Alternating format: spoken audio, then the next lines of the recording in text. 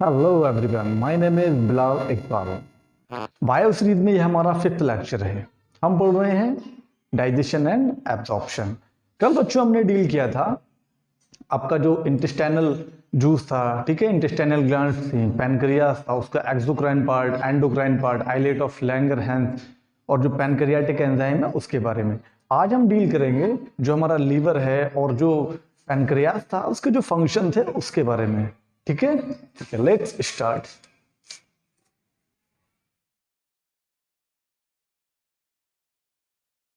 बेटा कल जो है लेक्चर हमने फिनिश किया था पैनक्रियास पर। आज हम पढ़ेंगे function function of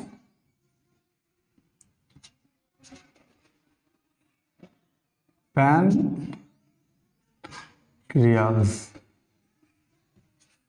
function of pancreas, ठीक है बेटा। तो अगर मैं पैनक्रियास के फंक्शन की बात करूं तो कौन कौन से फंक्शन होते हैं बेटा? पैनक्रियास में दो पार्ट होते हैं, एंडोक्राइन और एक्सोक्राइन। एक्सोक्राइन पार्ट है वो एंजाइमेटिक पोर्शन है और जो एंडोक्राइन पार्ट है वो हार्मोनल पोर्शन है। ठीक है, तो पैनक्रियास के मैं जो आपसे डील करूंगा बेटा, अब वो सिर्फ एंजाइमेटिक जो पोर्शन है उसके बारे में करूंगा। ठीक है, तो मैं बात करूंगा फंक्शन ऑफ पैनक्रियास में पैनक्रियाटिक एंजाइम के बारे में। ठीक है बेटा, पैनक्रियाटिक एंजाइम के बारे में। ठीक है, तो कौन कौन से बेटा एंजाइम होते हैं पैनक्रियास में?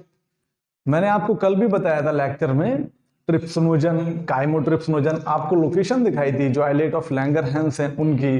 ठीक है बेटा, और जो आपका साइनर सेल्स थी जिनसे अल्कलाइन जो आपका जूस था, पैनक्रियाटिक जूस निकल रहा था, वो सारी चीजें आपको कल के लेक्चर में मैंने आपको दिखाई थी।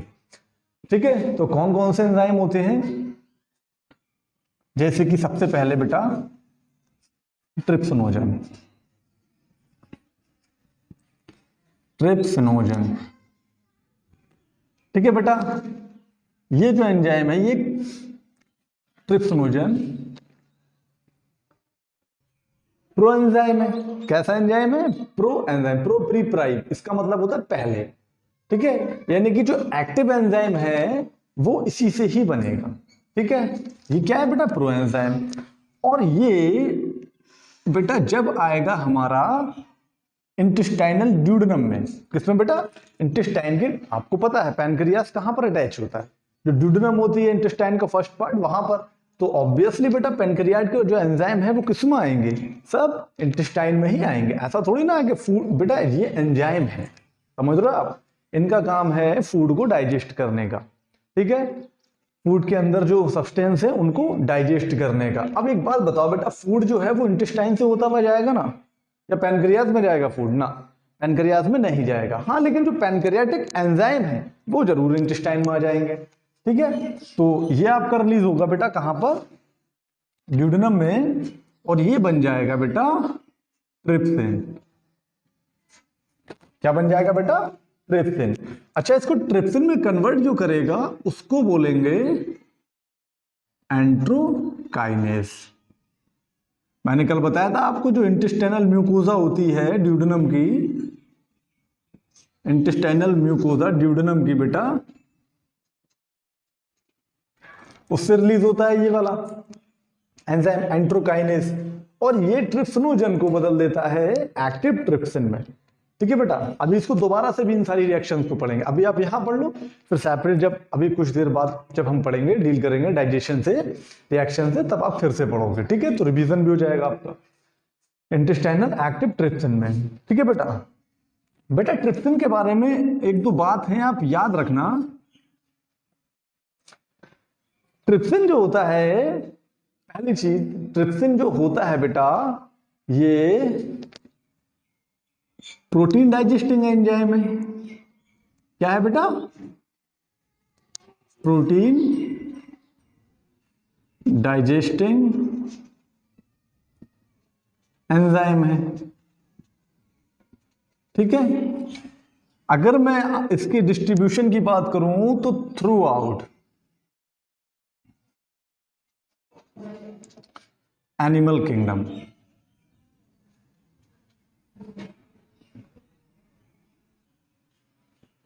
कोई सा भी एनिमल है बेटा, थ्रू आउट एनिमल किंगडम, पूरे एनिमल किंगडम में हर एनिमल के अंदर आपको ट्रिप्सिन जो है मिल जाएगा। बात समझ में आ गई? अब सवाल यह है कि ये मैं बात आपको बता क्यों रहा हूं? ये बात मैं इसलिए बता रहा हूं बेटा, एक एंजाइम आपने अभी पढ़ा था स्टोमक वाले पोर्शन में, पैप्सिन, स्टार लगाकर लिख रहा हूं पैप्सिन। ठीक है बेटा, ये मिलेगा आपको only in vertebrates, vertebrates.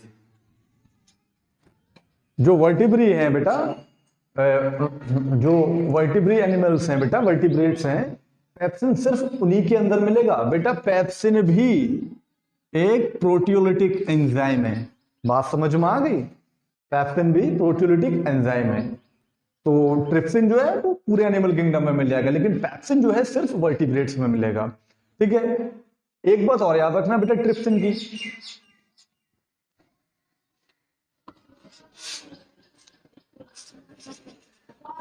can't cause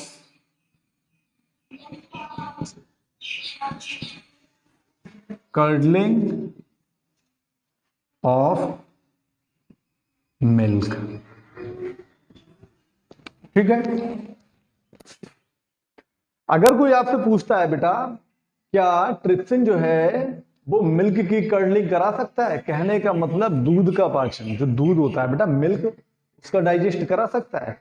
दूध में बेसिकली क्या होता है बेटा, केसिन प्रोटीन होती है, तो उसको कोगुलेट कर देना क्या हो जाता है बेटा, अरे दूध की जो प्रोटीन है, अरे घर पे दूध है, ठीक है बेटा, उसमें कोई सा भी एसिड डाल दो, नींबू डाल दो उसमें, तो क्या होता है केसिन प्रोटीन अलग हो जाती है, बोलते हैं दही जम गया, वही होती है। समझ रहा है? एक्चुअल में क्या होता है, जो प्रोटीन होती है उसकी वो कोगुलेट हो जाती है, ठीक है बेटा, जम जाती है, तो इसी प्रक्रिया को बोल देते हैं कर्डलिंग ऑफ मिल्क। ठीक है, तो ये जो है ट्रिप्सिन, ये कर्डलिंग ऑफ मिल्क नहीं करा सकता। बात समझ में आ गई? कहते हो कि सर जी कैसी बातें कर रहे हैं आज? हाँ बेटा रियल है।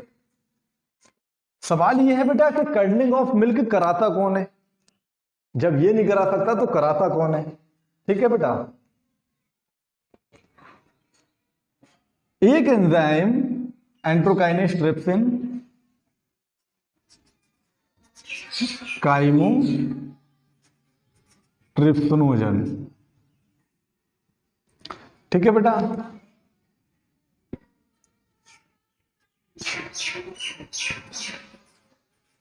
ये जो ट्रिप्सिन होता है एंजाइम, ठीक है, इसको बदल देता है काइमोट्रिप्सिन में, काइमोट्रिप्सिन, और ये होती है इसकी एक्टिव फॉर्म। ठीक है बेटा, तो ट्रिप्सिन, काइमोट्रिप्सिन, प्रोकार्बोक्सीपेप्टाइडेज, लाइपेजेस, ठीक है बेटा, तो ये सब क्या है, पैनक्रियाटिक एंजाइम है। ठीक है, अभी बताऊंगा, थोड़ी सी मैकेनिज्म बताऊंगा, बाद में भी बताऊंगा, कई बार डील करेंगे इन्हीं चीजों को आज, क्योंकि बार बार पढ़ेंगे बेटा तो अच्छे से समझ में आ जाएगी। जो काइमोट्रिप्सिन होता है बेटा, can cause curdling of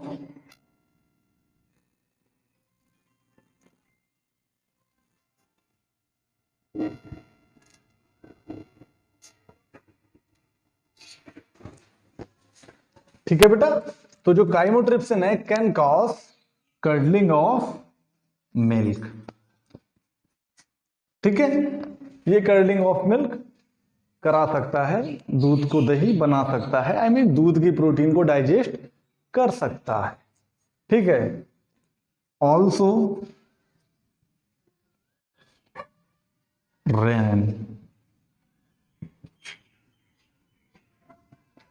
rennin भी कर्डलिंग ऑफ मिल्क करा सकता है। ठीक है, अब इन दोनों में डिफरेंस क्या है, रेनिन और काइमोट्रिप्सिन में? ठीक है, जो रेनिन है बेटा वो कर्डलिंग ऑफ मिल्क कराएगा ओनली इन एसिडिक मीडियम। ठीक है, और ये ओनली इन अल्कलाइन मीडियम। तो बात याद रखोगे, कोई पूछता है अगर कर्डिंग ऑफ मिल्क को लेकर रेनिन और काइमोट्रिप्सिन में क्या डिफरेंस है, तो बेटा डिफरेंस ये है कि ये एसिडिक मीडियम में करा सकता है कर्डिंग ऑफ मिल्क और वो अल्कलाइन मीडियम में। तो बेटा इस बात को आप याद रखना, ठीक है बेटा। Trypsin chymotrypsin. अच्छा बेटा होता क्या है मैं आपको ये बता दूं, एंजाइम को लेकर कहां पर सीक्रेशन होता है। एक्चुअल में जब बेटा जो हमारा काइम है, काइम क्या होता है बेटा, जो हमारा इसोफेगस के थ्रू जो है आपके स्टोमक में पहुंचा फूड, ठीक है। अब फूड जब स्टोमक में पहुंचा तो वहां पर HCl में मिक्सअप होता है और HCl में मिक्सअप होने के बाद उसको बोलते हैं हम काइम, ठीक है बेटा। तो वहां पर जो भी डाइजेशन की प्रोसेस है, पैप्सिनोजन का एक्शन, पैप्सिन का एक्शन, रेनिन का एक्शन, वो होने के बाद फूड जो है फर्दर किस में आता है आपका ड्यूडेनम में, ठीक है। अब यहां पर मैक्सिमम डाइजेशन होगा, जो स्मॉल इंटेस्टाइन है वहां पर मैक्सिमम। तो होता क्या है, जो इंटेस्टाइन होती है बेटा उसके पास खुद इतने एंजाइम नहीं होते, इतने पावरफुल एंजाइम नहीं होते जो इन मॉलिक्यूल्स को तोड़ सकें, बायोमॉलिक्यूल्स को, ठीक है बेटा, जो फूड में है, ठीक है। तो जो आपकी इंटेस्टाइन है, आप ऐसे कैलकुलेट करो, वो हेल्प मांगती है। वो क्या मांगती है? हेल्प। जैसे कि मान लो राजाओं की जंग होती थी बेटा, तो क्या होता था कि जंग हुई बेटा, ठीक है, तो हमने देखा कि अरे भैया सैनिक आ गए। सैनिक कौन बेटा? खाना, दूसरी जो है विरोधी राज्य के सैनिक आ गए और हमें अब इनको मार नहीं सकते। कहने का मतलब ये बात कौन सोच रहा है? इंटेस्टाइन सोच रही है। इंटेस्टाइन मान लो एक राज्य है, इंटेस्टाइन के पास इतने सैनिक नहीं है ताकि वो जो फूड में मौजूद सेना है, विरोधी सेना, उसको मार सके। तो इंटेस्टाइन मांगती है मदद। क्या मांगती है? मदद। मदद किससे मांगती है? मदद मांगती है वो पैनक्रियाज से। किससे मांगती है? पैनक्रियाज से बेटा, ठीक है, लीवर से, इनसे मांगती है वो मदद, ठीक है। अब होता क्या है बेटा, तो जब वो मदद मांगती है तो होता क्या है, जो पैनक्रियाज की सेना है, समझ रहे हो बेटा, और जो आपका लीवर की सेना है जैसे कि बाइल, पैनक्रियाज की सेना पैनक्रियाटिक एंजाइम, ये जो है इस राज्य में आना शुरू हो जाते हैं। कौन से राज्य में? इंटेस्टाइन वाले में। और जब यहां पर आते हैं फिर समझ लो फूड का काम तमाम, ठीक है, उसको वो हरा देते हैं, ठीक है। तो जो पैनक्रियाज का एंजाइम है वो वर्क करते हैं किस पर? फूड के ऊपर। और जब सेना हो जाती है कमजोर, किसकी? फूड की सेना हो जाती है कमजोर। अब भैया कहती है इंटेस्टाइन कि भाई बात सुनो, तुम्हारा काम हो गया खत्म, पैनक्रियाज भैया, लीवर भैया, अब जो है मैं देख लूंगी, ठीक है। तो जो छोटे छोटे मॉलिक्यूल्स बचते हैं जैसे कि माल्टोज है, लैक्टोज है, तो इनको अपनी छोटी सेना से वो हरा देती है। माल्टोज को माल्टेज से ले जाकर ग्लूकोज में तोड़ देती है, समझ रहे हो। तो ये ऐसे कुछ होती है बेटा कहानी इसके अंदर, ठीक है। अभी मैं एक बार आपको दिखाने की भी कोशिश करूंगा स्केच बनाकर, ठीक है। तो अब होता क्या है बेटा, जब पैनक्रियाटिक एंजाइम आपके ड्यूडेनम में आते हैं तो वो होते हैं बेटा इनएक्टिव फॉर्म में। एक बात बताओ बेटा, जब पैनक्रियाज जो राज्य है उससे सेना मंगवाई किसने? इंटेस्टाइन वाले राज्य ने मदद के लिए। तो इंटेस्टाइन के राज्य के किसी एक सेनापति को उसकी सेना के जो मेंबर हैं, जो एंजाइम है पैनक्रियाज को, उनको बताना तो पड़ेगा, जज्बा उनके अंदर भरना पड़ेगा कि हमें लड़ना किससे है, ठीक है। वो उनको थोड़ी पता कि किससे लड़ना है, कहां पर लड़ना है। तो जो एक उनकी सेनापति होता है इंटेस्टाइन का, जिसको बोलते हैं एंट्रोकाइनेज, वो उस सेना के सेनापति को, उस सेना के, किस सेना के? पैनक्रियाज की सेना के सेनापति को जगा देता है। कौन सा? इंटेस्टाइन का सेनापति। तो इंटेस्टाइन का सेनापति एंट्रोकाइनेज और पैनक्रियाज का सेनापति ट्रिप्सिनोजन। और जब इस वाले सेनापति को जगा दिया, सारा मैप वैप दे दिया कि यहां पर मारना है फूड के सैनिकों को, ये है वो है, तो इसको जगाकर मोटिवेट करके ट्रिप्सिन बना दिया। और जब ये सेनापति जगा तो इसने अपनी पूरी फौज को जगा दिया। कहने का मतलब ट्रिप्सिनोजन जब ट्रिप्सिन बन जाएगा, ठीक है, एंट्रोकाइनेज के एक्शन से, तो वो अपने दूसरे एंजाइम को एक्टिवेट करेगा, यानी कि अपनी फर्दर जो है पूरी सेना को जगाएगा, पूरी सेना को एक्टिवेट करेगा। कौन? ट्रिप्सिन, ठीक है बेटा। अरे बना दी बेटा, कहानी है छोटी सी, अच्छी लगे तो सही है, मैं थोड़ा सा स्किप कर दो, ठीक है। तो आप ऐसे करके मानो कि ये जो एंजाइम है पैनक्रियाज के ड्यूडेनम में आते हैं, वहां पर एंट्रोकाइनेज ट्रिप्सिनोजन को ट्रिप्सिन में बदल देता है, और ट्रिप्सिन जो है रेस्ट अपने जो एंजाइम होते हैं पैनक्रियाटिक, उन सबको चेंज करके एक्टिव फॉर्म में लाने का काम करता है। बात समझ में आ गई? ठीक है, ठीक है। तो ट्रिप्सिन के बारे में कुछ इंटरेस्टिंग बातें थी बेटा, वो याद रखना। अच्छा बेटा, ट्रिप्सिन के बारे में एक बात और याद रखना, ये जो ब्लड प्रोटीन होती है कैन डाइजेस्ट ब्लड प्रोटीन।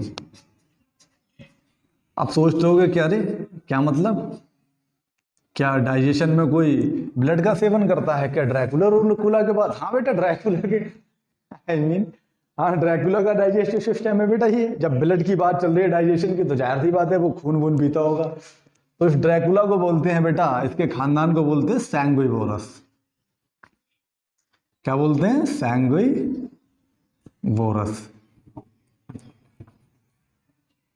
सैंगुइवोरस। सैंगुइवोरस। सैंगुइवोरस जो एनिमल्स होते हैं बेटा, वो होते हैं ब्लड सकिंग। आप सोचते हो कि वैम्पायर, ड्रैकुला, बेटा जैसे कि लीच हो गई आपकी, जोंक जिसको बोलते हैं, तो जो ब्लड सकिंग एनिमल्स होते हैं तो वो ब्लड ही पीते हैं, उनका खाना पीना सब ब्लड ही है बेटा। ठीक है, तो उनके अंदर जो ट्रिप्सिन होता है वो ब्लड की प्रोटीन को डाइजेस्ट करता है, इस बात को याद रखना आप। ठीक है, एक सेकंड बेटा। ठीक है बेटा, तो ट्रिप्सिन के बारे में कौन कौन सी इंटरेस्टिंग बातें थी कि प्रोटीन को बेटा, जो प्रोटीन डाइजेस्टिंग एंजाइम है, पेप्सिन भी है बेटा। ठीक है, काइमोट्रिप्सिन भी है, काइमोट्रिप्सिन भी, ये सब क्या है प्रोटीन के पास। रेनिन भी क्या है बेटा, ये प्रोटीन वाला। ठीक है, और ट्रिप्सिन जो है ये ब्लड प्रोटीन को भी डाइजेस्ट कर सकता है। ठीक है बेटा, अब क्या होगा, अब क्या होगा, एक चीज और याद रखना बेटा, यहां पर ट्रिप्सिन के बारे में, कांट डाइजेस्ट कोलेजन। ठीक है बेटा, जो कोलेजन होता है ये उसको डाइजेस्ट नहीं कर सकता। ठीक है, तो इस बात को आप याद रखेंगे। ठीक है, तो काइमोट्रिप्सिनोजन जो है बेटा, ट्रिप्सिन उसको एक्टिवेट करता है काइमोट्रिप्सिन में। ठीक है, अच्छा बेटा, बात करूं मैं प्रोकार्बोक्सी पेप्टाइडेज की, तो क्या होगा बेटा, उसको कौन एक्टिवेट करेगा, सोचकर बताओ, कौन करेगा एक्टिवेट? अरे बेटा, मैंने क्या बताया, एक सेनापति जग गया पूरी सेना को जगा लेगा। Procarboxy peptidase. ठीक है बेटा, प्रोकार्बोक्सी पेप्टाइडेज, इसको एक्टिव फॉर्म में लाएगा कौन? इसका सेनापति पैनक्रियास का, जिसका नाम है ट्रिप्सिन। ठीक है, क्या में बदल देगा? कार्बोक्सी पेप्टाइडेज में। किसमें बदल देगा? कार्बोक्सी पेप्टाइडेज में। ठीक है, अच्छा कार्बोक्सी पेप्टाइडेज होता है बेटा, तो इसके काम की अगर मैं बात करूं तो बेटा इसका काम क्या होता है, क्या होता है बेटा? बेटा ये क्या करता है, जो पॉलीपेप्टाइड होती है, क्या बेटा? पॉलीपेप्टाइड। ठीक है, उनको बदल देता है डाइपेप्टाइड में।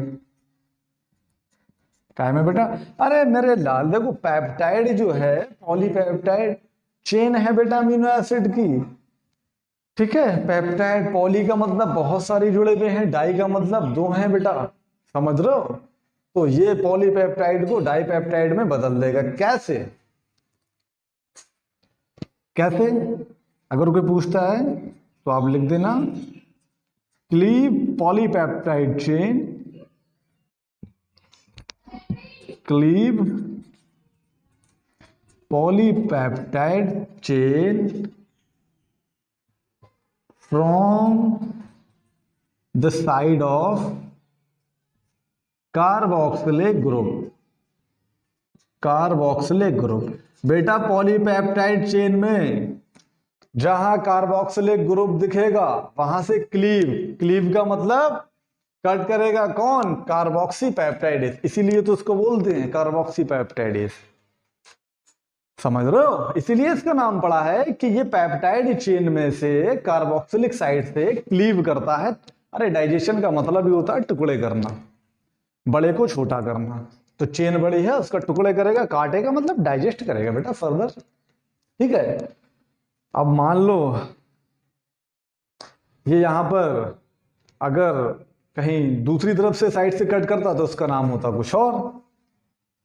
ठीक है, अगर यहां पर ये हैंड पंप की साइड से जो है क्लीव करता तो लिख देते इसको हैंड मतलब हैंड पंपी पेप्टेड। अरे बेटा बना रहा हूं मैं मतलब इसलिए इसका नाम पड़ा है कार्बोक्सी पेप्टेडेस। ठीक है, तो आप इस बात को याद रखना, नोट आउट कर लो उसको। तो क्या होता है बेटा HTF मैं बता रहा हूं, जो आपकी होती है फैट, चर्बी बेटा, नॉनवेज खाने वाले समझ गए होंगे, बदल देता है इसको फैटी एसिड और ग्लिसरॉल में।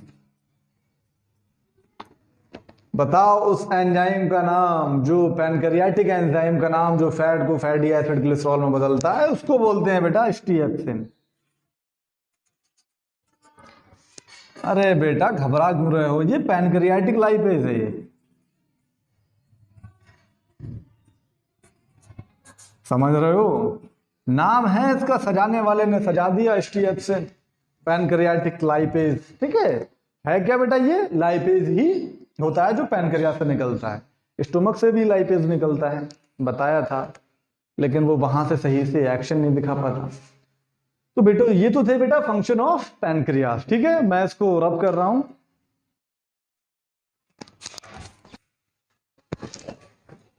ठीक है बेटा, अब हम बेटा बात करेंगे अपनी नेक्स्ट ग्लैंड्स के बारे में, जिसका नाम है लीवर। और बेटा इसी में पढ़ लेंगे हम गॉल ब्लैडर, अलग से नहीं पढ़ेंगे। ठीक है, लीवर। बात करूं मैं वेट की, तो बेटा 1.25 किलो से 1.5 किलो का होता है, 1.2 to 1.5 किलोग्राम। ठीक है, ये होता है इसका वेट। ठीक है बेटा,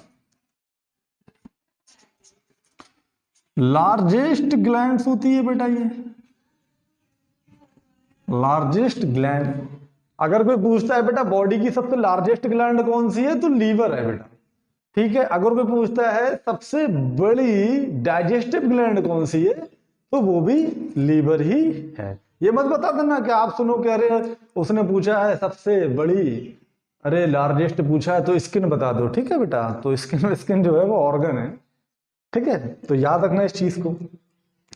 लार्जेस्ट ग्लैंड्स होती है बेटा ये हमारी बॉडी की लार्जेस्ट ग्लैंड ग्रंथि, और इसका वेट की अगर मैं बात करूं 1.2 to 1.5 किलोग्राम होता है। ठीक है बेटा, इसमें बेटा 2 लोब होते हैं, थोड़ा सा सजा दे रहा हूं बेटा इसको, अच्छा लगता है, हैविंग 2 लोब्स। ठीक है बेटा, कितने लोब्स होते हैं बेटा, 2 लोब्स। लेफ्ट वाला जो होता है बेटा वो होता है स्मॉल, और राइट वाला होता है लार्ज। ठीक है, अब मैं बात करूं बेटा इनके लोब पर एक शीथ होती है, शीथ कवरिंग होती है कनेक्टिव टिश्यू की। ठीक है, और उस शीथ को बोलते हैं lobes cover by A sheath called Glisson's capsule. ठीक है, क्या बोलते हैं इसको, ग्लिसन्स कैप्सूल। अगर मेरी बात पे यकीन ना हो तो ये इमेज देखना। हम आ गए हैं बेटा लीवर पे, और हमें देखना है लीवर की पोजीशन। ठीक है, अगर आप यहाँ पर ध्यान से देखो तो ये जो है ये तो आपके लंग्स होते हैं, और ये जूम करके दिखा रहा हूँ, ये वाला जो स्ट्रक्चर होता है जिसके ऊपर लंग जो है सिचुएटेड होते हैं, यही होता है बेटा एक्चुअल में आपका क्या, डायफ्राम। क्या होता है ये, डायफ्राम। ठीक है, यही होता है आपका डायफ्राम। ठीक है, ये वाला स्ट्रक्चर आप ध्यान से देखिए, ये जो वाइट वाइट सा दिख रहा है ये होता है आपका डायफ्राम। और डायफ्राम के जस्ट बिलो आपको स्ट्रक्चर दिख रहा है ये वाला, इसको इसी को बोलते हैं बेटा लीवर। क्या बोलते हैं? लीवर। अगर आप यहाँ पर गौर से देखें तो इसका लेफ्ट वाला हिस्सा जो है ये वाला, ये तो होता है स्मॉल और ये वाला होता है बेटा लार्ज। ठीक है, तो ये अगर आप ध्यान से देखें तो राइट साइड में है, ठीक है, एब्डोमिनल कैविटी में ये वाली जो होती है बेटा एब्डोमन होता है, और ये वाला जो है ये वाला होता है आपका थोरैसिक रीजन। कौन सा रीजन? थोरैसिक। ठीक है, ये वाला है। तो एब्डोमिनल कैविटी में अपर साइड पर राइट साइड में होता है, ठीक है, किसके पास? Near diaphragm. ठीक है, या फिर ऐसे बोल सकते हैं situated, liver situated just below diaphragm. ठीक है, इस वाली इमेज को देखिए, ध्यान से देखिए, ये मैं जूम कर रहा हूँ, ये हैं जो हैं हमारे लंग्स हैं, ये वाले जो हैं ये क्या हैं बेटा?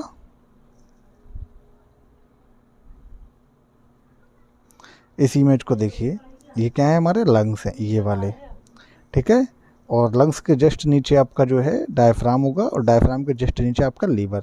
ये वाला लोब है लार्ज, और जो लेफ्ट वाला है वो कैसा है? स्मॉल।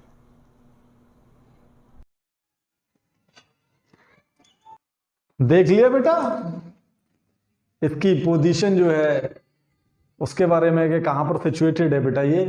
ठीक है, और लोब जो है इसके बेटा स्मॉल कौन सा है, लार्ज कौन सा है। ठीक है, तो बेटा एक चीज यहां पर और लिख लेना, लोब कवर बाय ये थिन कनेक्टिव टिश्यू। कौन सा टिश्यू? Connective tissue. ठीक है, एनसीईआरटी में एज इट इज लाइन है, तो आप भी लिख लेना। बात समझ में आ गई बेटा? थिन कनेक्टिव टिश्यू बोलते हैं इनको ग्लिसन्स कैप्सूल। ठीक है बेटा, अब मैं बात करूं बेटा जो लोब्यूल्स होते हैं इनमें पाई जाती हैं हेपेटिक सेल। क्या पाई जाती है? Hepatic cell. मैंने आपको पीछे प्रीवियस लेक्चर में भी बताया था, हेपैट वर्ड जो है कहीं पर भी आ जाए हेपैट वर्ड, आप समझ जाना बात चल रही है लीवर की। ठीक है, तो अब जाहिर सी बात है बेटा, लीवर है हेपैट बात एक ही है, तो हेपैट में तो हेपेटिक सेल ही होंगी, समझ रहे हो? तो हेपेटिक सेल, ठीक है, क्या पाई जाती है? Hepatic cell in the form of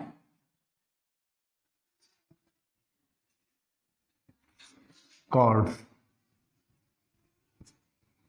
ठीक है, किसकी फॉर्म में? कॉर्ड्स की फॉर्म में। बेटा ये इमेज देखना,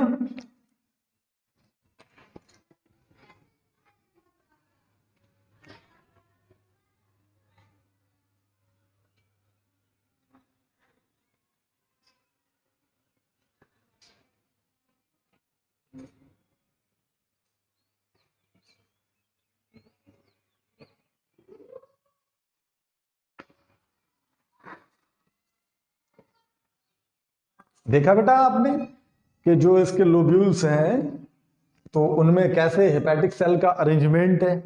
ठीक है बेटा, जो इनकी हेपेटिक सेल होती हैं वो सीक्रेट करती हैं बाइल। क्या सीक्रेट करती हैं बेटा? बाइल।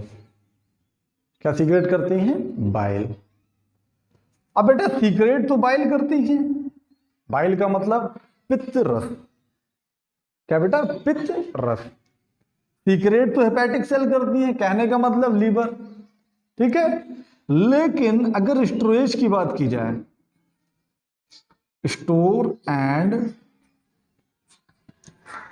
कंसंट्रेटेड, कंसंट्रेटेड मतलब ये सीक्रेट होता है डाइल्यूट, बाद में जिस जगह पर स्टोर होता है वहीं पर ये कंसंट्रेट होता है, गाढ़ा होता है, concentrated in gall bladder.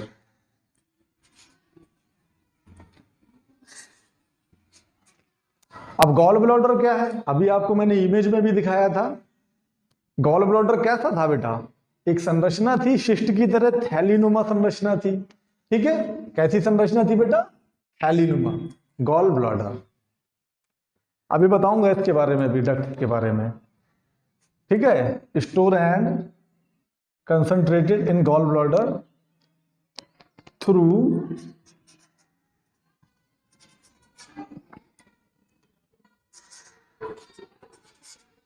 Hepatic ducts, ठीक है, हेपैटिक डक्ट्स। आपको हेपैटिक डक्ट्स भी दिखाई थी मैंने अभी इमेज में। अरे मेरे लाल एक बात बताओ, लीवर यानी कि हेपैट बाइल का वहां पर निर्माण हुआ, अब वो जाएगा कौन सी गली से, कौन सी नली से, कौन सी डक्ट से? अरे लीवर वाली डक्ट से तो ही जाएगा, यानी कि हेपैटिक डक्ट से। किसमें? स्टोर होने गॉल ब्लैडर में। बात समझ में आ गई? ठीक है बेटा, लीवर में पाई जाती हैं कुफर सेल।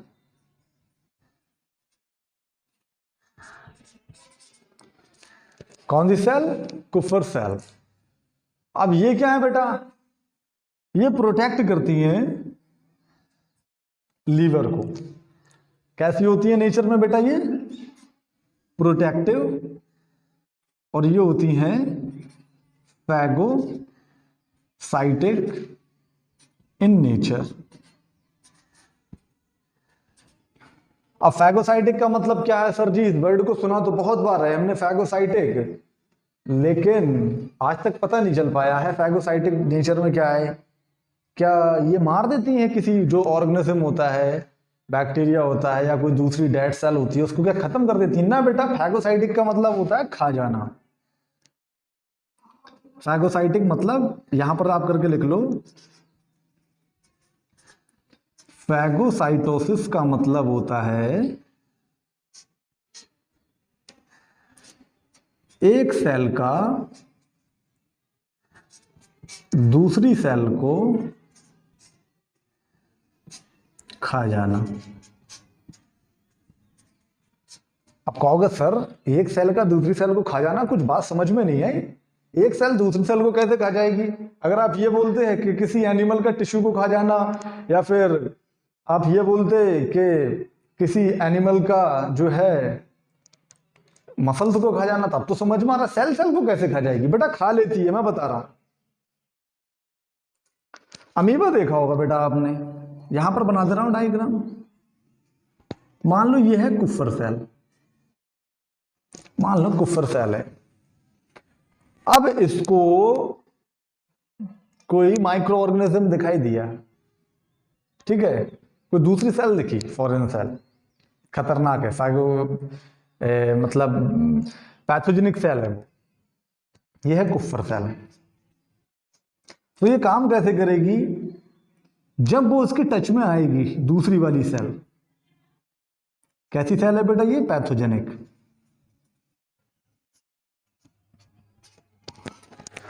तो ये क्या करेगी? अब इसके दांत मुंह वगैरह तो है नहीं, और इस वाली सेल को इसको खाना है, तो खाएगी कैसे? ये अपनी मेम्ब्रेन को फोल्ड करने लगेगी, ठीक है। इसको बोलते हैं इनगल्फिंग ऑफ सेल। क्या बोलते हैं? Engulfing of cell. ये हल्का सा यहां से स्ट्रक्चर को बदलना शुरू कर देगी। कैसे बदलेगी? इस स्ट्रक्चर में आप देखो,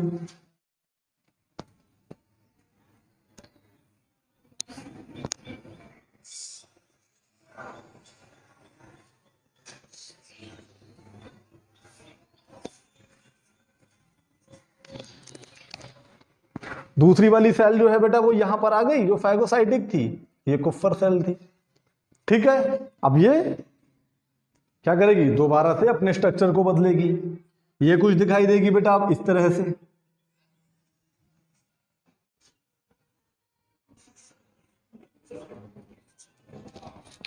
और फाइनली ये सेल आपको दिखेगी कुछ इस तरह से, इस तरह से। तो खा लिया, समझ गया कैसे खाता है? तो ये अमीबा में भी बेटा ऐसा पाया जाता है, इनगल्फिंग ऑफ सेल बोलते हैं इसको। लिख लेना अगर शौकीन हो लिखने के, ऑफ सेल। बात समझ में आ गई? तो ये होता है बेटा फैगोसाइटोसिस। तो कुफर सेल होती है, उनका नेचर होता है फैगोसाइटोसिस, ठीक है। मैं इसको वाई पर कर रहा हूं बेटा। बेटा मैंने यहां पर लीवर की जो लोकेशन है वो आपको मेंशन नहीं कराई है, हालांकि आपको इमेज में दिखा दिया है, ठीक है। चलो एक ठीक है लाइन लिखा देता हूं मैं,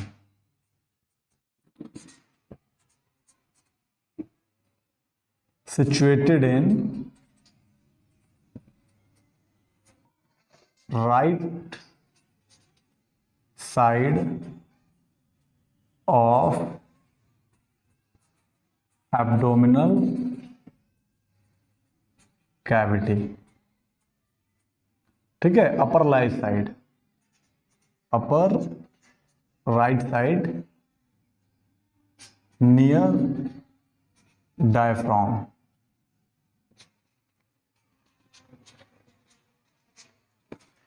ठीक है, तो इसकी सिचुएशन होती है बेटा डायफ्राम के पास अपर राइट साइड में। ठीक है, अगर बेटा एग्जाम में तो आएगा नहीं बेटा, नीट में तो नहीं पूछेगा इतना फर्जी क्वेश्चन। अगर इसको घुमाकर ये बोल दो कि जस्ट बिलो डायफ्राम, तब भी वही बात है, जस्ट बिलो का मतलब डायफ्राम के बिल्कुल नीचे। ठीक है, बात समझ में आ गई बेटा। बाइल की बात करते हैं, थोड़ी सी बाइल की बात। बताओ बेटा कोई बात अगर याद हो आपको बाइल के बारे में, पढ़ा हो आपने एकेडमिक में 9th 10th में, अगर ये चीज पढ़ी हो तो बताओ इसके बारे में कुछ है, कुछ पता? सोचो बेटा। इसकी बेटा अगर मैं सीक्रेशन की बात करूं, 800 ml टू 1000 ml डेली ये निकलता है। एवरेज मानो तो एवरेज में आप बोल सकते हो 700, ठीक है, ml। कलर की पता तो चल गया ना कहां से निकलता है, लीवर से। कलर की बात करूं अगर बेटा मैं, इसका होता है ग्रीनिश ब्लू, ग्रीनिश ब्लू इसका कलर होता है। ठीक है, ग्रीनिश ब्लू। अगर बेटा मैं इसके पीएच की बात करूं तो पीएच कितनी होगी? पीएच का जो बेटा है एवरेज वैल्यू वो रहती है 7.6 टू 8.6। कहने का मतलब एल्कलाइन। आपको पीएच पैमाना दिखाया था मैंने, 7 से ऊपर है तो मसला होगा एल्कलाइन बेसिक, और 7 से नीचे है तो क्या होगा आपका एसिडिक, और 7 है तो क्या होगा न्यूट्रल। ठीक है, ठीक है। अच्छा, कंपोजिशन की बात करूं बेटा मैं, यानी कि बाइल में पाया क्या क्या जाता है, तो बेटा इसमें 92% वाटर, इसीलिए बोलते हैं 70% जो पानी है इंसान के अंदर पाया जाता है, टोटल 92% तो वाटर हो गया इसमें। ठीक है, और रेस्ट ऑफ ऑल आपके मिलेगा यहां पर साल्ट्स मिल जाएंगे आपको सोडियम के। ठीक है, और क्या मिलेगा? पिगमेंट मिल जाएंगे आपको, बाइल पिगमेंट।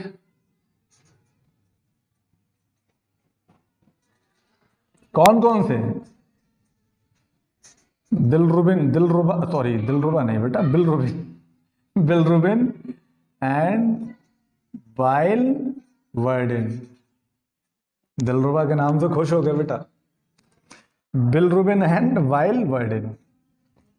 ठीक है, अच्छा नॉर्मल वैल्यू क्या होती है ह्यूमन बॉडी के अंदर बिलरुबिन की? जो नॉर्मल रेंज होती है इसकी वो होती है 1.2 मिलीग्राम पर डेसी ml। देसी ml नहीं बेटा, देसी 10। ठीक है, तो उसको आप याद रखना, नॉर्मल रेंज। बिलरुबिन की बात आ गई तो बेटा एक इसके बारे में थोड़ा सा बता दूं। कलर बेटा इसके अगर बात करूं, पिगमेंट रंजक येलो होता है। ठीक है बेटा, जब ये एक्सिस में निकलता है, ठीक है एक्सिस में, तो इंसान की जो बॉडी है वो येलो कलर की हो जाती है। येलो कलर मतलब पीले रंग की, नेल वगैरह है, आईज वगैरह है वो पीले रंग की। अब ये सबसे कॉमन कंडीशन कौन सी है जिसमें ये दिखाई देता है बेटा? कॉमन कंडीशन होती है बेटा जॉन्डिस। कौन सी होती है? Jaundice, hepatitis.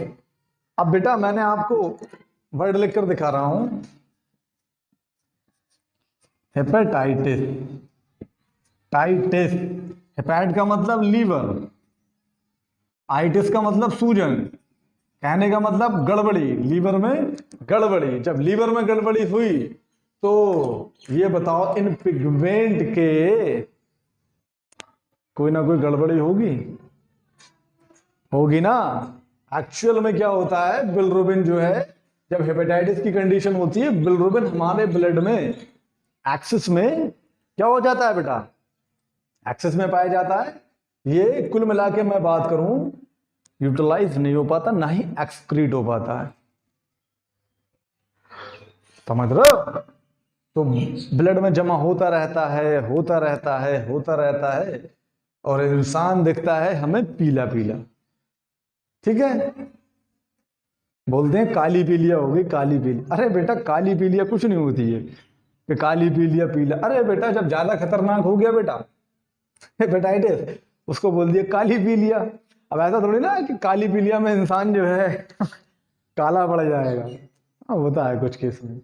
तो याद रखना बेटा, बिलिरुबिन और बाइल बर्डन। और क्या होता है बेटा इसमें, अगर मैं बाइल की बात करूं, बाइल में और क्या क्या पाया जाता है, बिलिरुबिन, बाइल बर्डन, और क्या पाया जाता है बेटा, इसमें पाया जाता है आपका,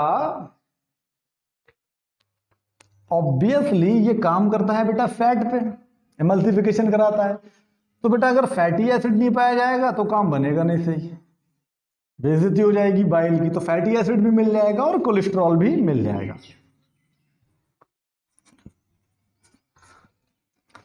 ठीक है, बट नो एंजाइम, लेकिन एंजाइम कोई नहीं मिलेगा। बात समझ में आ गई? तुम सोचते हो कि एंजाइम है इसमें, नहीं है बेटा। एनसीईआरटी में बेटा ये लाइन लिखी हुई होगी, बट नो एंजाइम। ठीक है, ठीक है। अच्छा बेटा बाइल के सीक्रेशन को क्या बोलते हैं, स्टार बना के लिख लेना। कहते होगे सर भी जाने क्या क्या पढ़ाते हैं।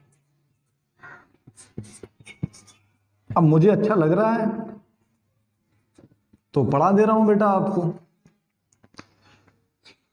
एनसीईआरटी पे भरोसा रखना, हमेशा याद रखना। ठीक है, बाइल के सीक्रेशन को क्या बोलते हैं, कोलरेसिस। ठीक है बेटा, कोलरेसिस। ठीक है, ठीक है। अब मुझे एक बात बताओ बेटा, ये बाइल जो है बंद हो गया, ये जाएगा कहां पर? तो मैंने अभी कुछ देर पहले आपको बताया था, या पैनक्रियास पढ़ा रहा था आपको, ये बताया था कि इंटेस्टाइन में पैनक्रियाटिक जूस और बाइल आते हैं। आते कहां से? ठीक है, कहां से आते हैं बेटा? ये इमेज देखो, ये आ गए हैं हम लीवर पे और गॉल ब्लैडर पर, और हमें डील करना है इसकी डक्ट के बारे में कि बाइल जो है वो बनता कहाँ पर है और स्टोर कहाँ पर होता है। ठीक है, तो मैं इसको जूम कर रहा हूँ। अगर आप यहाँ पर ध्यान से देखें बेटा, ध्यान से देखें तो ये वाला पोर्शन जो है ये आपका लेफ़्ट वाला स्मॉल लोब है, और ये वाला आपका लार्ज लोब है जो राइट साइड पे है। और ये इसको थोड़ा सा मैं घुमा रहा हूँ इमेज को, और जूम करके आपको दिखाता हूँ थोड़ा सा। और ये वाला जो सिस्ट लाइक स्ट्रक्चर दिख रहा है, यही होता है आपका गॉल ब्लैडर। क्या होता है? Gall bladder. ठीक है, तो आप देखिए ज़रा, ये होता है आपका गॉल ब्लैडर। ठीक है, और ये वाली इसकी डक्ट की बात करूँ मैं, ये जो मैंने अब टैप किया, ये वाली जो डक्ट है, नली है, इसको बोलते हैं हम, क्या बोलते हैं बेटा? इसको बोलते हैं सिस्टिक डक्ट। ठीक है, और ये वाली जो नली होती है ये कहाँ से आती है? ये आती है हमारी लीवर से। ये देखिए, आप पीछे से दिखा रहा हूँ मैं इस इमेज को, ये देखिए ये लीवर से निकली है ये वाली नली। ठीक है, जो इस टाइम ब्लू ब्लू है ये वाली लीवर से निकली है, इसको बोलते हैं हेपैटिक डक्ट। ठीक है, तो एक्चुअल में होता क्या है, लीवर में तो होती है सिंथेसिस बाइल की। ठीक है, इस हेपैटिक डक्ट के जरिए, इस वाली हेपैटिक, ये वाली जो हेपैटिक डक्ट है, इसके जरिए, सॉरी, ये वाली लीवर जो है, बाइल जो है बेटा हमारा यहाँ से होता हुआ, ठीक है, पहुँचता है हमारा कहाँ पर?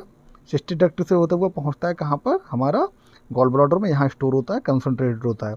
ठीक है, और जब डाइजेशन की बात आती है बेटा, तो ये दोबारा से ट्रांसपोर्ट होता है बेटा कहाँ पर? गॉल ब्लैडर से कहाँ पर? जो ये वाली डक्ट है, ये वाली जो मैंने अब टैप किया, इसको बोलते हैं कॉमन बाइल डक्ट। ठीक है, कॉमन बाइल डक्ट कौन बनाता है? आपकी हेपैटिक डक्ट। हेपैट का मतलब लीवर बेटा है, तो लीवर की डक्ट हेपैटिक डक्ट, और गॉल ब्लैडर की डक्ट यानी कि सिस्टिक डक्ट, ये दोनों मिलकर बनाती है कॉमन बाइल डक्ट। यहाँ से होता हुआ हमारा जो है ये जाता है, अगर आप ध्यान से देखें यहाँ पर पैनक्रियाज में, कहाँ पर जाता है ये पैनक्रियाज में, और पैनक्रियाज से होता हुआ ये देखिए यहाँ पर इसकी ओपनिंग हो रही है, यहाँ पर ये यहाँ पर हो रही है, ठीक है, ये ब्लू ब्लू सा है, ठीक है, ये वाला पोर्शन, तो यहाँ पर ड्यूडेनम में जाकर ये बाइल जो है अपना एक्शन दिखाता है। तो कुछ इस तरीके से होता है, मैं आपको दिखा रहा हूँ थोड़ा सा इमेज देखिए। इस वाले इमेज पे जरा गौर फरमाइए, ये है हमारा लीवर, ठीक है, और ये जो है हमारा गॉल ब्लैडर है, ठीक है। हमें इनकी डक्ट के बारे में डील करना है, उसी के बारे में डील कर रहे हैं। यहाँ पर बेटा लीवर में जो है बाइल की सिंथेसिस होती है। किसकी सिंथेसिस होती है? हमारी बाइल की सिंथेसिस, ठीक है। और बाइल सिंथेसिस होने के बाद, बनने के बाद, ये वाली जो डक्ट दिख रही हैं आपको, ये वाली छोटी छोटी ग्रीन ग्रीन, ये होती हैं आपकी हेपेटिक डक्ट, ठीक है। इनसे होता हुआ हमारा बाइल जो है जाता है गॉल ब्लैडर में और यहाँ पर जाकर स्टोर होता है, ठीक है। कौन सी डक्ट के जरिए जाता है बेटा? जो आपको ये गॉल ब्लैडर की डक्ट दिख रही है, जिसको बोलते हैं सिस्टिक डक्ट, ठीक है, इसके जरिए होता हुआ गॉल ब्लैडर में स्टोर होता है। अब सिस्टिक डक्ट इसको क्यों बोलते हैं? अगर आप यहाँ पर ध्यान से देखो तो ये एक सिस्ट लाइक स्ट्रक्चर है, गांठनुमा, इसलिए इसको बोलते हैं सिस्टिक डक्ट, ठीक है। अब जो इसमें बाइल है बेटा कंसंट्रेटेड, जब उसकी ज़रूरत पड़ती है अपन की, कहाँ पर? ड्यूडेनम में, तो बाइल जो है आपका इस वाली डक्ट से होता हुआ, सिस्टिक डक्ट से होता हुआ पहुंचता है कॉमन बाइल डक्ट में। अब ये कॉमन बाइल डक्ट कौन सी होती है बेटा? ये वाली जो है कॉमन बाइल डक्ट। ये एक्चुअल में जो कॉमन बाइल डक्ट होती है वो आपकी हेपेटिक डक्ट और सिस्टिक डक्ट मिलकर एक डक्ट बनाती हैं, जिसको बोलते हैं अपन कॉमन बाइल डक्ट। क्या बोलते हैं? कॉमन बाइल डक्ट, ठीक है। अगर आप यहाँ पर ध्यान दीजिए तो ये वाली जो डक्ट है, ये वाली यहाँ से नीचे की जो डक्ट है, ये वाली है आपकी कॉमन बाइल डक्ट, ठीक है। अब ये जो कॉमन बाइल डक्ट है, ये जाकर मिलती है जो पैनक्रियास से डक्ट आती है, ये वाली डक्ट अगर तुम्हें दिख रही है इमेज में, हल्की सी जो दिख रही है, ये हल्का सा जो पोर्शन है ये वाला, ये पैनक्रियास की डक्ट है। तो पैनक्रियाटिक डक्ट और जो कॉमन बाइल डक्ट है वो यहाँ पर आकर, इस पॉइंट पर आकर जुड़ जाती हैं और एक कॉमन डक्ट बनाती हैं, जिसको बोलते हैं हेपेटो पैनक्रियाटिक डक्ट। क्या बोलते हैं? Hepato pancreatic duct. क्या बोलते हैं? हेपेटो पैनक्रियाटिक डक्ट, ठीक है। और बेटा ये जो है ड्यूडेनम में दोनों ही खुलती हैं, hepato pancreatic duct with the help of sphincter of Oddi. Sphincter का मतलब एक छल्लेनुमा संरचना, ठीक है। कौन से रीजन पर? एम्पल ऑफ वेटर पर, ठीक है। ये यहाँ पर आकर खुलते हैं ड्यूडेनम में, ठीक है। तो ये थी आपकी लीवर की डक्ट। देखा बेटा आपने इसमें क्या दिखाई दिया? मैंने आपको बताया जो सिस्टिक डक्ट है हमारी, सिस्टिक डक्ट का मतलब जो डक्ट है गॉल ब्लैडर की। अरे बेटा कहोगे याद करने में दिक्कत, बेटा गॉल ब्लैडर किसकी तरह दिख रहा है हमें? ये लीवर है बेटा, यहाँ पर ये गांठनुमा संरचना है, तो यही तो है गॉल ब्लैडर। तो इससे निकली हुई जो डक्ट है तो वो होगी डक्ट फ्रॉम गॉल ब्लैडर, ठीक है। और पेपर में आ गया सिस्टिक डक्ट, तो कहोगे अरे ये कौन सी डक्ट है, ये तो हमने पढ़ी नहीं। एक्चुअल में बेटा जो सिस्टिक डक्ट है वो गॉल ब्लैडर की ही डक्ट है। कैसे? मैं बता रहा हूं। गॉल ब्लैडर को देखो तो एक सिस्टिक सैक है, थैली है बेटा, एक गांठ की तरह दिखाई दे रही है। गांठ का मतलब क्या होता है? सिस्ट, तो इसलिए बोल दिया इसको सिस्टिक डक्ट, ठीक है। बेटा थोड़ा सा टर्म को समझा करो, समझ रहे हो, इजी है ये सब। तो ये बेटा बाइल जो है ये अपन का पहुंचता है कहां पर जाकर? ये पहुंचता है हमारे इंटेस्टाइन में, इंटेस्टाइन की ड्यूडेनम में। थ्रू किसके जरिए बेटा? किसके जरिए पहुंचता है? ये ड्यूडेनम है, ये पैनक्रियाज है, अभी दिखाया था मैंने आपको, फिर से दिखा रहा हूं। ये दोनों यहां पर आकर मिल गए और एक यानी कि cystic duct, duct from liver, ठीक है। और ये इन्होंने क्या बनाया बेटा? सिस्टिक डक्ट और कॉमन बाइल डक्ट, ठीक है। और जो बाइल डक्ट है कॉमन बाइल डक्ट, वो पैनक्रियास की डक्ट से मिलकर क्या बनाती है? Hepatopancreatic duct. क्या बनाती है? हेपेट का मतलब लीवर और पैनक्रियास का मतलब पैनक्रियास, यानी कि लीवर की और पैनक्रियास की डक्ट मिल गई, बोल दिया हेपेटो पैनक्रियाटिक डक्ट, ठीक है। Through sphincter of Oddi. बात समझ में आ गई? Through sphincter of Oddi. ये बातें शायद मैंने आपको लिखवा दी है प्रीवियस लेक्चर में, ठीक है।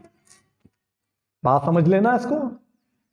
हेपेटो पैनक्रियाटिक का मतलब लीवर से आई हुई डक्ट और पैनक्रियास की डक्ट मिल गई, बना दिया हेपेटो पैनक्रियाटिक डक्ट। और sphincter of Oddi ample of waiter पर जाकर ये खुल जाती है। कहां बेटा? ड्यूडेनम में। बात समझ में आ गई? ठीक है। अब इसके काम की बात करूं मैं, वर्क क्या होता है बेटा? वर्क होता है इसका इमल्सीकरण। इमल्सीकरण कराता है। मुझे आज तक बेटा, आज तो खैर पता है मुझे, लेकिन जब मैं 9th-10th में था मुझे पता ही नहीं था ये होता क्या है इमल्सीकरण। मैं ये समझता था फैट का डाइजेशन वाइजेशन होता है। लाइन होती थी गैस पेपर में लिखी थी, बसा का इमल्सीकरण, बसा का इमल्सीकरण, पता ही नहीं था होता क्या है। समझ रहे हो इमल्सीकरण? मैं बताता हूं क्या होता है बेटा। अभी मैंने कुछ देर पहले आपको कहानी बताई थी कि जो पैनक्रियास नाम का जो इंटेस्टाइन ड्यूडेनम नाम का राज्य है, वहां पर सेना का अभाव है। ठीक है, क्यों? क्योंकि वहां पर उसको जंग लड़ना है फूड की सेना के साथ। तो फूड की सेना में मैंने आपको बताया था बड़े बड़े खतरनाक सैनिक थे, मॉलिक्यूल थे, तो उनको तोड़ना था बेटा। तो मदद मांगी थी इंटेस्टाइन ने। किससे मदद मांगी थी? एक तो मांगी थी पैनक्रियास से मदद, और मांगी थी आपकी लीवर से। ठीक है, लीवर गॉल ब्लैडर से। ठीक है, इन दो से मदद मांगी थी। तो उसने अपने जो है सेना भेजी, सेनापति को उठाया था, वो कहानी सुनाई थी ना। और एक जो है मदद हमारी आती है लीवर से। कहां पर? इंटेस्टाइन में। ठीक है, तो वो जो मदद करने वाला होता है एक्चुअली में वो होता है बाइल। अब इसकी जरूरत क्यों पड़ी? इन वाले जो ये वाला सैनिक है, इसकी जरूरत क्यों पड़ी इंटेस्टाइन को? ठीक है, लीवर की मदद। हुआ क्या, जब देखा इंटेस्टाइन ने कि भाई बात सुनो, पैनक्रियास से मैंने पूरी फौज मंगवा ली, मगर ये जो भोजन है, भोजन की जो सेना है, इसमें एक जो है सैनिक बहुत ही खतरनाक है जिसका नाम है फैट। क्या नाम है इसका? फैट। उन्होंने देखा यार ये फैट है, इसको यार कैसे करके मारा जाए, बहुत ही लंबा चौड़ा तड़ंगा है, कैसे करके मारा जाए। अब उसको हालांकि मारने के लिए, फैट को मारने के लिए पैनक्रियास में सेना थी। एक सेना का मतलब एक जो था मेंबर था, एक सैनिक था जिसका नाम था लाइपेस। लेकिन वो इतना लंबा चौड़ा था बेटा कि वो तीर मारता था उसके लाइपेस, तो उसके असर ही नहीं होता था इतनी बड़ी बॉडी पे फैट के।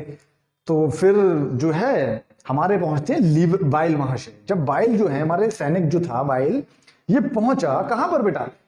आपकी ड्यूडेनम में। उसने देखा अच्छा बेटा तुम हो, तुम डरा रहे हो हमारी पैनक्रियास की सेना को और हमारी इंटेस्टाइन की सेना को, निकल ले। उनने मलसीकरण करा दिया। कहने का मतलब रणनीति बनाई कि इस फैट को हराया कैसे जाए। अब हराया उसको कैसे कि फैट तो का मॉलिक्यूल बहुत बड़ा था, अब लाइपेज एक्शन दिखाता था उस पर असर ही नहीं होता था। तो ये क्या करता है बाइल? उसके टुकड़े कर देता है। बाइल जो है उस फैट के बड़े मॉलिक्यूल के कर देता है टुकड़े। समझ रहे हो? कहता है भैया बाइल जो है लाइपेज से कहता है, पैनक्रियाटिक लाइपेज से, कि भाई बात सुनो, मैं जो है इसको खत्म नहीं कर पाऊंगा पूरी तरह, मगर मैं तुम्हारी एक मदद कर सकता हूं। पैनक्रियाटिक लाइपेज बोले क्या कर सकते हो? तो बाइल बोला मैं इसके टुकड़े कर दे रहा हूं और छोटे छोटे टुकड़ों में विभाजित हो जाएगा। तो उन टुकड़ों में, मतलब वो इमॉर्टल था फैट का मॉलिक्यूल, और जब वो टुकड़े हो जाएंगे उसके, मिसाइल्स बन जाएंगी, तो तुम जो है अपनी पावर से उन छोटे छोटे टुकड़ों को तो मार लोगे। क्या फिर भी नहीं मारेंगे? उनको कैद कर लेंगे। कैद क्या करेंगे? प्रोटीन की लेयर उनको फर्दर तोड़कर लाइपेज क्या करता है? उनके ऊपर कैद खाना चढ़ा देता है, प्रोटीन की लेयर, और वो बन जाती है काइलोमाइक्रोन। क्या बन जाते हैं? काइलोमाइक्रोन की फॉर्म में उस फैट को, बारीक बारीक फॉर्म को, फैट को मतलब काइलोमाइक्रोन में तोड़कर कैद कर लिया जाता है। अब सोच लो बेटा, इतनी खतरनाक जंग थी ये, हार नहीं रहा था फैट का मॉलिक्यूल। ठीक है बेटा, अगर कहानी अच्छी लगे तो दोबारा से रिवाइज करके फिर से सुनना, नहीं अच्छी लगे तो स्किप कर देना। तो पता चल गया बाइल का काम क्या होता है? इमल्सीकरण ऑफ फैट। ठीक है, इमल्सीकरण का मतलब क्या होता है? ब्रोकन फैट किसमें? छोटे छोटे मिसेल्स में, टुकड़ों में। बात समझ में आ गई? ठीक है, इसको मैं वाइप कर रहा हूं, आप स्क्रीनशॉट लेना चाहो तो आप ले लो। ठीक है,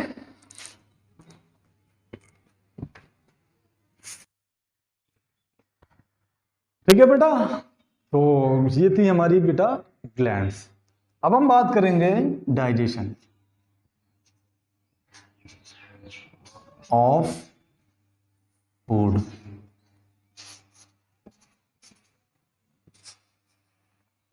बेटा इसमें कुछ नहीं है, मैक्सिमम चीजें आप पढ़ चुके हो 70%। ठीक है, चलो आपका भी रिवीजन हो जाएगा, और मेरे हाथ में भी थोड़ा सा दर्द हो रहा था सुबह से, थोड़ा सा उठाऊंगा तो वो भी सही हो जाएगा। डायरेक्ट पॉइंट लिख पाऊंगा बेटा, कुछ बातें बताऊंगा पॉइंट लिख पाऊंगा। स्टार्टिंग कहां से होती है बेटा? माउथ से। माउथ में दो तरह का डाइजेशन होता है, मैकेनिकल और केमिकल। मैकेनिकल कौन सा होता है बेटा? च्यूइंग, भोजन को चबाना। मैकेनिकल, अरे बेटा डाइजेशन का मतलब होता है बड़ी चीज को छोटी में तोड़ देना। अब एक बात सोचो, रोटी का टुकड़ा है बेटा, ठीक है, तो दांतों की मदद से उसको छोटे छोटे टुकड़ों में बदला, तो ये भी तो एक तरीके का डाइजेशन है। पर ये है कि इसमें केमिकल नहीं लगे तो इसको बोल दिया मैकेनिकल डाइजेशन, ठीक है, मैकेनिकल डाइजेशन। और ये हो गया केमिकल डाइजेशन।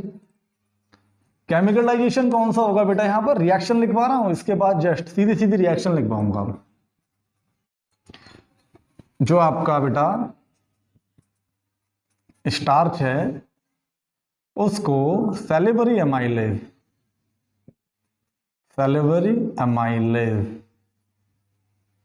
बदल देगा काय में बेटा? माल्टोज में। आपको मैंने इस रिएक्शन को भी करवाया है, इसके एक्सपेरिमेंट को भी बताया है आपको, ठीक है। पीएच कितनी होती है? 6.8, स्लाइटली एसिडिक। इसका एक्सपेरिमेंट मैंने क्या बताया था? घर पे जाना, रोटी का टुकड़ा लेना, उसको खूब देर तक चबाना, ठीक है, रोटी का टुकड़ा या चावल का निवाला, उसको खूब देर तक चबाना। कुछ देर के बाद निवाला हल्का सा मीठा लगेगा। क्यों? क्योंकि आपने जितना निवाला मिलाया, चबाया, ठीक है, जितना निवाला आप चबाओगे उसमें उतनी ज्यादा सलाइवा मिलेगी, जितनी सलाइवा मिलेगी उतना सैलिवरी एमाइलेज मिलेगा, और जितना सैलिवरी एमाइलेज मिलेगा उस निवाले के अंदर उतनी वो उस चावल की स्टार्च को माल्टोज में कन्वर्ट करेगा। और ये है बेटा पॉलीसैकेराइड, ये है डाइसैकेराइड। ये होते हैं कम मीठे, ये थोड़े से मीठे होते हैं, इसलिए निवाला मीठा लगेगा। ये एक्सपेरिमेंट है, घर पे करके देखना, ठीक है। उसके बाद आपका जो है फूड पहुंचता है कहां पर? स्टोमक में। अब स्टोमक में मैंने आपको ग्लैंड्स बता दी थी, फिर से दोबारा से रिवाइज करा दे रहा हूं। हैज गैस्ट्रिक ग्लैंड्स, ठीक है। हैविंग सेल्स, कौन कौन सी सेल्स? म्यूकस नेक सेल, ठीक है, पैप्टिक, और इन्हीं का दूसरा नाम चीफ सेल। तीसरी कौन सी होती है? पैराइटल और ऑक्जेंटिक सेल। ये सारी मैंने आपको इनकी लोकेशन दिखाई है, आप प्रीवियस लेक्चर देखो। म्यूकस नेक सेल कहां होती है, पैप्टिक चीफ सेल कहां होती है, पैराइटल सेल कहां होती है, गैस्ट्रिक ग्लैंड कहां होती है बेटा? कल वाले लेक्चर में देखना आप, ठीक है, कल वाले में, शायद परसों वाले में, आप चेक कर लेना एक बार बेटा, ठीक है। बकायदा मैंने विद आपको इमेज ये सारी चीज इनकी लोकेशन दिखाई है। म्यूकस नेक सेल से बेटा निकलता है म्यूकस, मदद किस में करता है? लुब्रिकेशन में, और हमारी जो वॉल है स्टोमक की वो HCl की वजह से ना जल जाए। और ये किसके साथ काम करता है? बाइकार्बोनेट के साथ, ठीक है, आगे लिखवा दूंगा। इनसे निकलता है प्रोएंजाइम पेप्सिनोजन।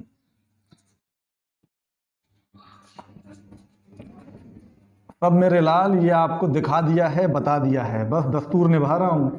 ऑक्जेंटिक सेल से निकलेगा बेटा HCl एंड इंट्रिंसिक फैक्टर, बताया भी था। B12 का ये क्या करवाता है? एब्जॉर्प्शन कराता है, ठीक है। और इसकी कमी क्या कहलाएगी बेटा? Pernicious anaemia. Intrinsic factor glycoprotein है, प्रीवियस लेक्चर अगर देखो उसमें सब बकायदा फील कराया है। पर्नीशियस एनीमिया हो जाएगा, क्यों? क्योंकि B12 जो होता है वो RBC के प्रोडक्शन में मदद करता है, और जब इंट्रिंसिक फैक्टर नहीं निकलेगा तो क्या B12 एब्जॉर्ब हो पाएगा? नहीं हो पाएगा। जब ये एब्जॉर्ब नहीं हो पाएगा तो RBC का जो प्रोडक्शन है वो घटेगा, और जब RBC का प्रोडक्शन होगा तो कंडीशन क्या कहलाएगी? एनीमिया। याद रखना, लिखवाया भी है, बताया भी है, ठीक है। प्रोएंजाइम पेप्सिनोजन क्या काम करता है? जो HCl होता है, गैस्ट्रिक पेट का जो HCl होता है वो इसको बदल देता है एक्टिव पेप्सिन में, ठीक है, पेप्सिन में बदलता है। और ये क्या करता है बेटा? प्रोटीन्स को क्या में बदल देगा? ये प्रोटियोसिस और पेप्टॉन्स में। नहीं लिखवाया था बेटा? ये लिखवाया था, ठीक है। और रेनिन क्या करेगा बेटा? रेनिन भी निकलता है एक एंजाइम। रेनिन क्या करेगा, दूध की जो प्रोटीन है उसका पाचन करेगा, यानी कि कैसीन को बदल देगा पैराकेसिनेट में। किसके साथ काम करेगा वो, कैल्शियम आयन के साथ। तो दोनों रिएक्शन लिख लो बेटा। प्रोटीन को आपका पहले एक्टिवेशन की रिएक्शन लिखवा दूं, आप इधर लिखवा दे रहा हूं, पेप्सिनोजन, ठीक है, HCl, ठीक है, बदल देगा पैप्सिन में, ठीक है। प्रोरेनिन को HCl बदल देगा रेनिन में। बेटा यहां पर दो बातें याद रखना। कोई अगर आपसे पूछता है कि भैया पैप्सिनोजन जो है, पैप्सिन पैप्सिन पैप्सिन, वो स्टोमक में क्यों पाया जाता है, आंत में क्यों नहीं पाया जाता है, यहां पर ट्रिप्सिन क्यों नहीं पाया जाता है? सवाल है बेटा, बेतुका सवाल है, फर्जी सा लगेगा आपको। बेटा इसका भी रीजन है, क्योंकि पैप्सिन जो है सिर्फ वर्क करता है एसिडिक मीडियम में। याद रखना पीएच कितनी होती है, 1.8 जब ये वर्क करेगा, ठीक है। और रेनिन का भी सेम केस है, ठीक है। इसका कंपैरिजन अगर कोई करा दे आपको, किससे करा दे, काइमोट्रिप्सिन से, तो आप क्या बताओगे कि ये कर्डलिंग ऑफ मिल्क कराता है कहां पर, एसिडिक मीडियम, और वो कराता था अल्कलाइन मीडियम में। दोनों बातें याद रखना बेटा, ठीक है। ये रिएक्शन मैंने हालांकि करवा दी है, रिवाइज कराया है। तो ये प्रोटीन को काय में बदल देगा, जो आपका पेप्सिन है। ये प्रोएंजाइम होते हैं दोनों, क्या होते हैं बेटा, प्रोएंजाइम,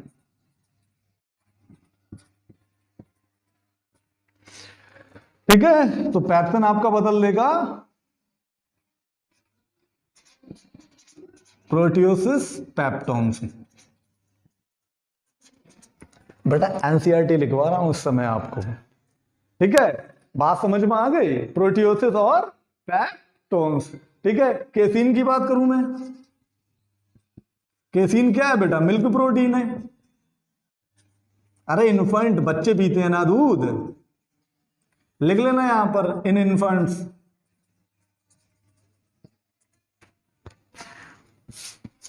जो रेनिन है with the help of calcium ion बदल देगा पैराकेसिनेट। इसी को बोलते हैं कर्डलिंग ऑफ मिल्क। बात समझ में आ गई?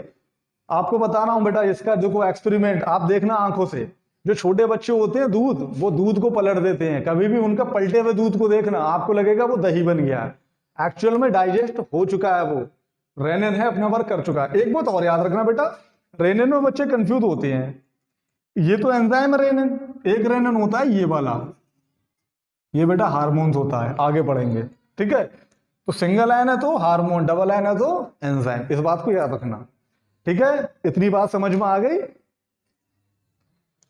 एक जो है आपको यहां पर करा दे रहा हूं बेटा,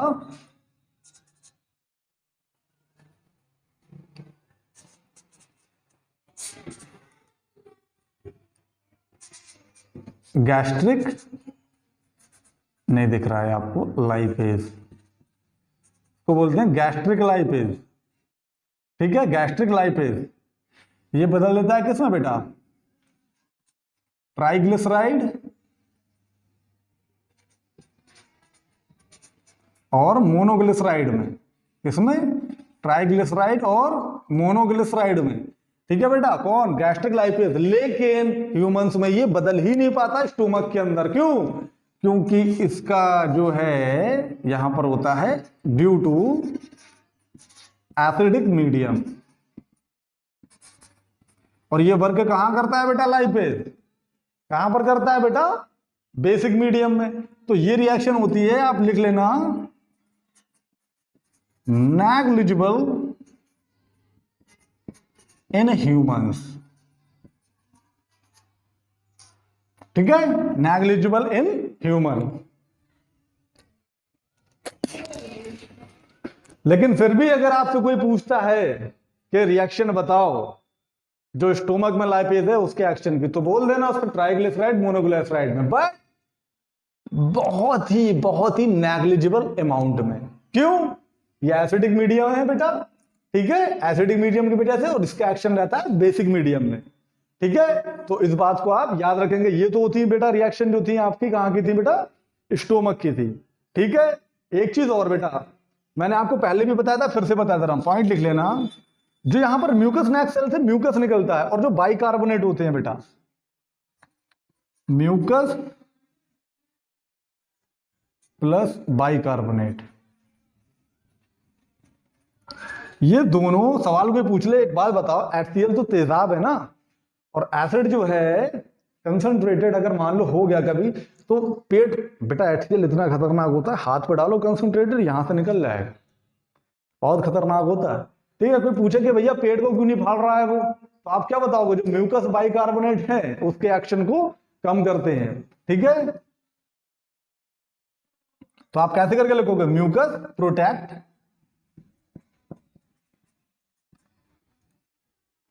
गैस्ट्रिक वॉल। ठीक है, और दूसरा काम क्या है, ये लुब्रिकेशन में भी मदद करते हैं। ठीक है बेटा, स्क्रीनशॉट ले लो जल्दी से।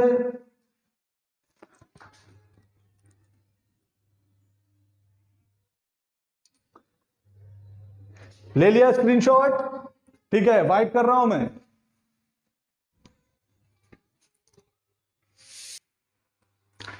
ठीक है बेटा, तो अब जो है स्टोमक की हमने बात कर ली, अब हम चलते हैं बेटा इंटेस्टाइन पर। इंटेस्टाइन में डाइजेशन कैसे होता है, एक बात याद रखना बेटा, इंटेस्टाइन में डाइजेशन जो होता है, मैंने क्या बताया, इंटेस्टाइन क्या है, एक साम्राज्य है। क्या है बेटा, ये साम्राज्य, और ये मदद किससे लेता है, अपने पड़ोसी से, यानी कि पैनक्रियाटिक एंजाइम प्लस बाइल, ये दोनों आते हैं। कहानी मैंने बताई थी, साम्राज्य है, किस लिए आते हैं, ताकि इनको मारना है फूड को। ठीक है, और ये जो है टुकड़े कराता है सबसे भयानक राक्षस का फूड के, जिसका नाम है फैट। कहानी पूरी बताई थी मैंने अभी कुछ देर पहले। ठीक है, तो यहां पर जो रिएक्शंस होती हैं बेटा, मतलब जो जंग होती है वो किस तरह से होती है, देखो बताओ बेटा। पैनक्रियाटिक एंजाइम जो है कौन कौन से होते हैं, सोचकर बताओ बेटा। पैनक्रियाज की मुझे जो एंजाइम है, यानी कि जो फौज है, उसके बारे में बताओ थोड़ा सा।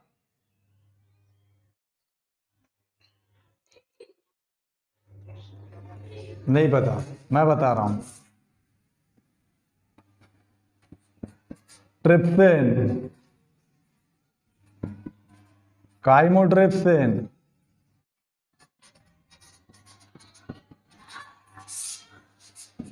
कार्बोक्सीपेप्टाइडेज,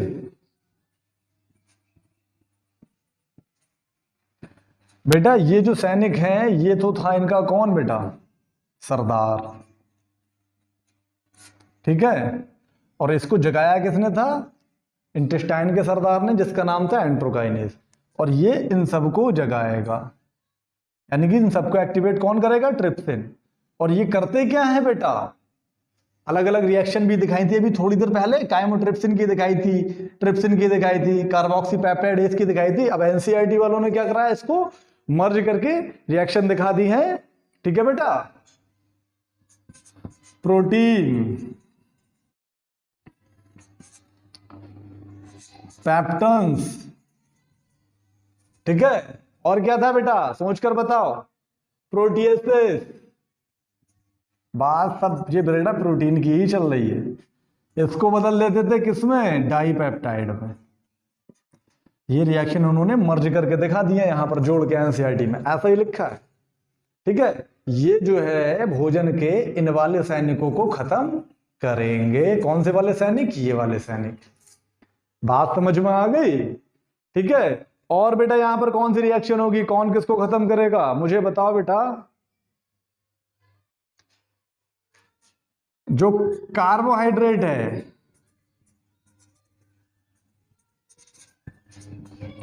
काय में मौजूद है, काइम में, काय में मौजूद है, काइम में। काइम क्या था बेटा, एक बात सुनना यहां पर बेटा, इधर देखो, मैं यहां पर स्केच बना रहा हूं, यह आपका स्टोमक था, स्टोमक में HCl था, फूड आया यहां पर और इसमें मिक्सअप हुआ, ये मान लो फूड था और HCl जो है इसमें मिक्सअप हुआ। मिक्सअप होने के बाद यहां पर जो आता है एक्चुअल में बेटा वो काइम होता है, ठीक है। अरे भोजन में HCl मिल गया, बन गया काइम, तो इन्होंने वो लिख दिया है कार्बोहाइड्रेट इन काइम। यानी कि इस वाले सैनिक को कौन मारेगा, इस वाले सैनिक को कौन मारेगा, सोचकर बताओ बेटा। स्टार्च, यानी कि सैनिक का नाम है भोजन के स्टार्च, और इसको जो मारेगा उसका नाम होगा पैनक्रियाटिक अमाइलेज। ये सैनिक कहां का है, पैनक्रियास का है, लिखा है पैनक्रियाटिक अमाइलेज। काय में बदल देगा बेटा, माल्टोज में, या लिख देना आप डाइसैकराइड, बात एक ही है, ठीक है। और ये रिएक्शन जो है, अगर आप याद करो, आपने प्रीवियस लेक्चर देखते बेटा, ये जितनी भी रिएक्शन है ना, आपको लगता होगा बहुत तेज कर रहे हैं, ये बहुत तेज पढ़ा रहे हैं, एक एक रिएक्शन मैंने फील करके पढ़ाई है आपको। प्रीवियस लेक्चर देखो डाइजेशन एब्जॉर्प्शन के, ये तो बस दस्तूर निभा रहे हैं हम एनसीईआरटी का, समझ रहे हो, ये सब हो चुका है। तो ये रिएक्शन मैंने कहां पर बताई थी आपको, जब आपने ओरल कैविटी पढ़ा था, 3 जगह ये रिएक्शन आ गई। ओरल कैविटी की जब बात हुई थी तब, अभी जब डाइजेशन हुआ था माउथ में तब, और ये यहां पर फर्क क्या था, वो वाला जो सैलिवरी एमाइलेज है। अच्छा बेटा, अगर आपसे कोई क्वेश्चन पूछता है कि ओरल कैविटी में ज्यादा स्टार्च का डाइजेशन होता है या आपका ड्यूडेनम में ज्यादा होता है, ड्यूडेनम में, तो ऑब्वियसली आप आंसर करोगे कि भैया ड्यूडेनम में ज्यादा स्टार्च बदलती है माल्टोस में। कोई पूछता है रीजन क्या है, रीजन कोई पूछ ले, एनसीईआरटी में नहीं दिया है, आप सुन लो, मैं दे रहा हूं। अगर आप माउथ को देखो, वहां पर जो मीडियम होता है स्लाइटली कैसा होता है बेटा, स्लाइटली एसिडिक, 6.8 pH होती है वहां की, ठीक है। इसलिए जो एमाइलेज वहां वाला होता है उसको बोलते हैं सैलिवरी एमाइलेज। एमाइलेज एमाइलेज दोनों एक से हैं, ठीक है। वहां पर एक्शन तो दिखाता था लेकिन कम एक्शन दिखाता था, और यहां पर पीएच अल्कलाइन, कैसा माहौल है बेटा, बेसिक माहौल है, तो इसलिए एमाइलेज जो होता है करता दोनों में वर्क है, एसिडिक बेसिक में, लेकिन एफिशिएंट तरीके से कहां पर करता है ज्यादा, अल्कलाइन मीडियम में। इस बात को आप याद रखना। जैसे कि अभी अपने स्टोमक के लाइपेज को देखा, अब आप यहां पर आने वाला लाइपेज है उसको देखना, ठीक है। तो दोनों के काम है, वहां पर नेग्लिजिबल अमाउंट पीएच बेटा यहां पर 1.8 थी और यहां पर पीएच कितनी है, 7.8, ठीक है। तो फर्क है, बात समझ में आ गई, तो रीजन भी पता चल गया। स्टार्च को किसने मारा, अमाइलेज ने, ठीक है। अब बेटा किसकी बारी, अब बेटा बारी है लाइपेज की, किसकी बेटा, लाइपेज, सॉरी फैट, बारी है अब फैट की। यहां पर प्रोटीन को समझ रहे हो, इसका काम तमाम किया, फिर कार्बोहाइड्रेट का, फैट को मारेंगे। कैसे मारेंगे बेटा, फैट को पहले मारेगा बाइल, पहले मारेगा बाइल, फैट को कन्वर्ट कर देगा, फैट कन्वर्टेड इनटू मिसल्स। मैंने बताया था छोटे छोटे टुकड़े, अभी पूरी कहानी सुनाई थी, ठीक है। मिसल्स बदल दिया फैट ने। अब ये जो मिसल्स हैं, कुल मिला के फैट ही लिख रहा हूं मैं, जो एनसीईआरटी में वैसे ही एज इट इज लिखूंगा। अब जो है, अब छोटे छोटे, अच्छा हाँ एक चीज है, अगर टेक्निकली मैं बात करूं, पूछ लेता है, अगर आपसे कोई क्वेश्चन पूछ ले, मान लो कोई प्रो लेवल का बंदा, जैसे पबजी में होता है, कि बाइल जो है एक्चुअल में काम करता कैसे है, ठीक है। तो अगर आपने बता दिया कि भैया बाइल जो है मल्टीकरण करा देता है फैट का, बात सही है। उनने पूछा कोई दूसरा रीजन दो, आपने बता दिया कि मिसल में कन्वर्ट कर देता है फैट को, ये भी बात सही है। अब वो पूछता है दूसरा रीजन दो, और कोई दूसरा रीजन दो। एक्चुअल में बाइल जो है लाइपेज के एक्शन के लिए, जो पैनक्रियाटिक लाइपेज है उसके एक्शन के लिए सरफेस एरिया को बढ़ा देता है। किसको बढ़ा देता है बेटा, सरफेस। बेटा दिमाग में यहां भांस लो इस बात को, समझ रहे हो, सोचने की बात है। ये इतना बड़ा मॉलिक्यूल है, मान लो ये क्या का मॉलिक्यूल है, फैट का। अब यहां से यहां से यहां से यहां से यहां से यहां से यहां से ये लाइपेज वर्क कर रहा है, lipase lipase lipase lipase lipase.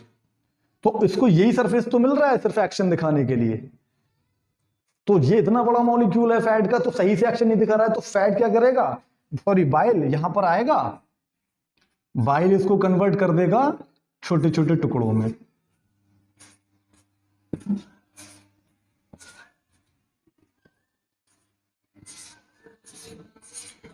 अब जरा बताना बेटा मुझे, यहां सरफेस एरिया बढ़ा, यहां यहां यहां यहां यहां यहां वहां कहां तुम हो। देखना बेटा, क्या सरफेस एरिया बढ़ा मेरे लाल, सरफेस एरिया बढ़ा नहीं बढ़ा। इन सारी जगहों पर जहां पर मैंने टिक लगाया है लाइपेज वर्क कर सकता है, काइलोमाइक्रोन्स में कन्वर्ट कर देगा। काइलोमाइक्रोन क्या है, प्रोटीन की लेयर होती है। अब अच्छे तरीके से वर्क करेगा ना लाइपेज, बात समझ में आ गई। तो याद रखना कहीं ना कहीं बाइल जो है लाइपेज के एक्शन के लिए सरफेस एरिया बढ़ा देता है, किसमें, फैट में, क्या करके, उनको मिसेल में कन्वर्ट करके। बात समझ में आ गई, समझ रहे हो। तो फैट को कौन मारेगा, लाइपेज। अब मारेगा फैट को लाइपेज, बदल देगा किसमें बेटा, किसमें अरे मेरे लाल बताओ ना, किसमें बदल देगा, 2 3 2 3 21 में बदलेगा, 21 में बदल देगा फैट को, 21 में। अरे चलो मैं 21 नहीं, ऐसे करके डाई का मतलब 2 डाइग्लिसराइड प्लस मोनोग्लिसराइड, इसलिए मैंने बताया था 21 ग्लिसराइड में बदल देगा, 21 ग्लिसराइड में। अब कोई बच्चे सोचेंगे 21 ग्लिसराइड ये क्या है, बेटा डाइग्लिसराइड और मोनोग्लिसराइड, याद रखना, ठीक है, ठीक है। ट्रिक इसकी क्या है, 21 फली, फली कहता नहीं है फली, सेम की फली और मटर की फली, तो ट्रिक याद रख लेना 21 फली, 21 फली। अच्छा बेटा, आप लोग सोचते होंगे ट्रिक्स के बारे में, ठीक है, सेपरेट लेक्चर होने दो, आई मीन ये लेक्चर पूरा होने दो, आपको मैं एक सेपरेट 2-3 मिनट का वीडियो दे दूंगा इनकी ट्रिक्स का, ठीक है, याद करने। अरे बेटा बनाऊंगा, मुझे याद थोड़ी ना है कुछ, तो ट्रिक्स के लिए मैं आपको 1-2 मिनट की वीडियो डाल दूंगा, आप उसको चेक कर लेना, किसी भी टाइम डाल दूंगा लेक्चर, सॉरी चैप्टर पूरा होने के बाद। ऐसे भी कल लास्ट लेक्चर होगा इसका।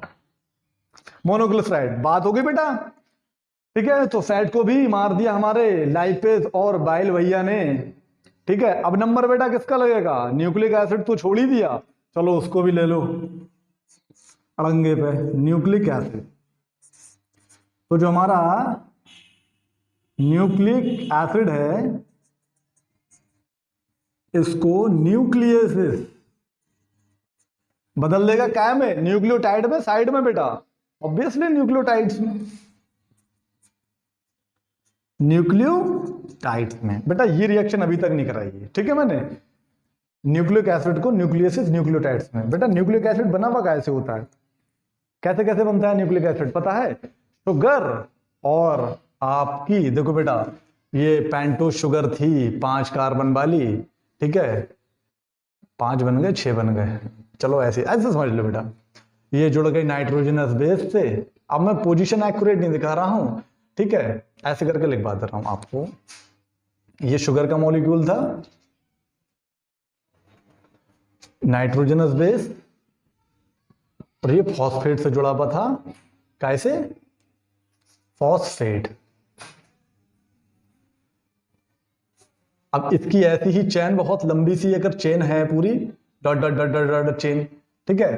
तो अब इसको हमें डाइजेस्ट करना है, तो क्या करेंगे, डाइजेस्ट का मतलब पहले इसको तोड़ना पड़ेगा, ठीक है। तो न्यूक्लियोटाइड की चेन क्या कहलाती है बेटा, पॉलीन्यूक्लियोटाइड, और उसी को बोलते हैं अपन क्या, न्यूक्लिक एसिड। क्या बोलते हैं, न्यूक्लिक एसिड। तो न्यूक्लिक एसिड को न्यूक्लियस जो है वो तोड़ देगा बीच में से, इस चेन को तोड़ के बना देगा क्या, ये इंडिविजुअल रह गया, इसी को बोलते हैं बेटा हम क्या, न्यूक्लियोटाइड।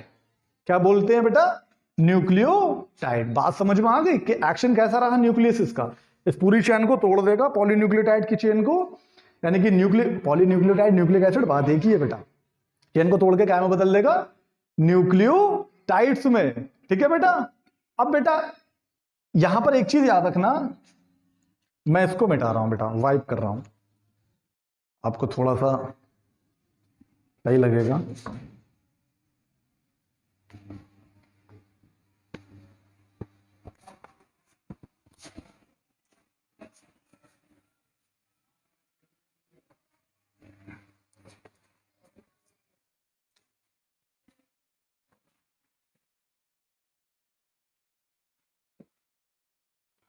आप सोचते होगे सर जी आप वीडियो रोक देते हो जब आप मिटाते हो बोर्ड को, ऐसा क्यों? बेटा ऐसा इसलिए है, थोड़ी सी शर्म लगती है बेटा,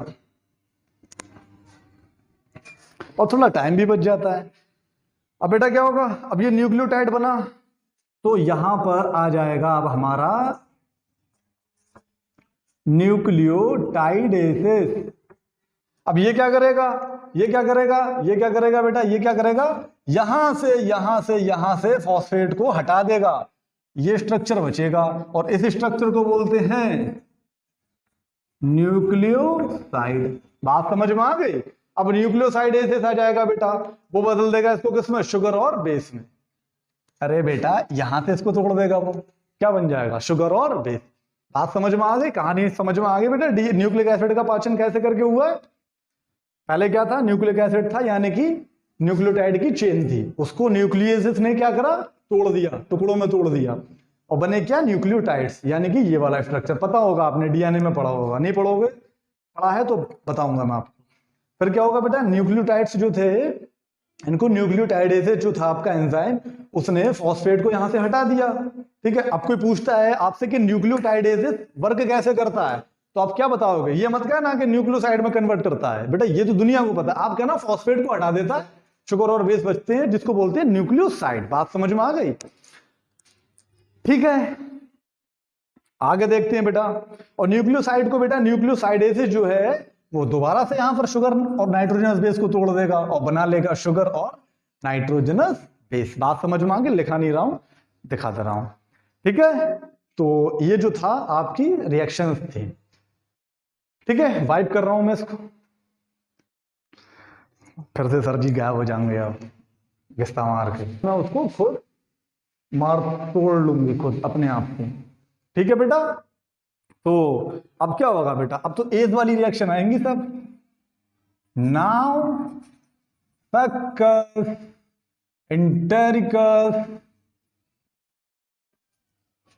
टाइम। मूवी में लगता है ना, नाउ इट्स माई टाइम, और ये टाइम हटा दे रहा हूं, वर्क लिख दे रहा हूं। ठीक है, सक्कस एंटेरिकस वर्क। ठीक है,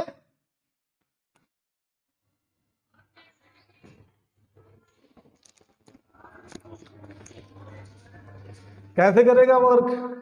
अब जो बेचारे कमजोर पड़े थे घायल सैनिक, भोजन के माल्टोज बना दिया था उनको जादू से, पैनक्रियाटिक एमाइलेज ने कमजोर कर दिया था। अब उनको जो है इंटेस्टाइन की सेना है, उसके सैनिक माल्टेज बदल देंगे मामा जी में। बेटा ये मत समझना कि माल्टेज जो है शादी वादी कर लेगा इनके घर से, ऐसा कुछ नहीं होगा। Maltose sorry glucose and glucose, मैं रिएक्शन की ट्रिक बता रहा था। मामा जी, जी का मतलब ग्लूकोज से है। ठीक है, ट्रिक्स का लेक्चर में अलग ले लूँ, देख 2 मिनट की वीडियो है, बट आप चेक कर लेना उसको। ठीक है मामा जी। ठीक है, अब क्या होगा बेटा, जो डाइपेप्टाइड थे,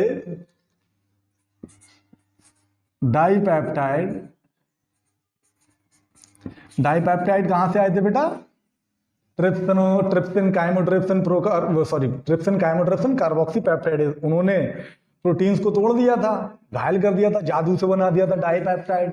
अब भैया काम करेगा कौन, अब करेगी इंटेस्टाइन का सैनिक जिसका नाम है डाइपेप्टाइड डेज, और बदल देगा इसको किसमें बेटा, अमीनो एसिड में, अमीनो एसिड में। ठीक है, बेटा अब जितने भी प्रोडक्ट बनेंगे एक्चुअल में बेटा ये एब्जॉर्बेबल फॉर्म है, इसी को बॉडी एब्जॉर्ब करेगी, इस बात को याद रखना।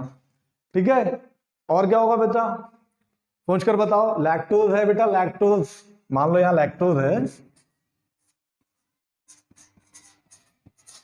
लैक्टोज, तो एज वाला एंजाइम आएगा, एज लिख लेना, एंजाइम के आगे इनके एज लगा हुआ होगा लास्ट में, सॉरी। तो लैक्टोज को जो लैक्टेज है वो काय में बदल देगा बेटा। अब ये मत सोचना कि ट्रिक बना दो लाला जी, ऐसा कुछ नहीं होगा। ठीक है, चलो ट्रिक बना दे रहे हैं, आप नहीं मान रहे हो। लाला जी, जी का मतलब ग्लूकोज, गलत है, यानी कि गैलेक्टोज।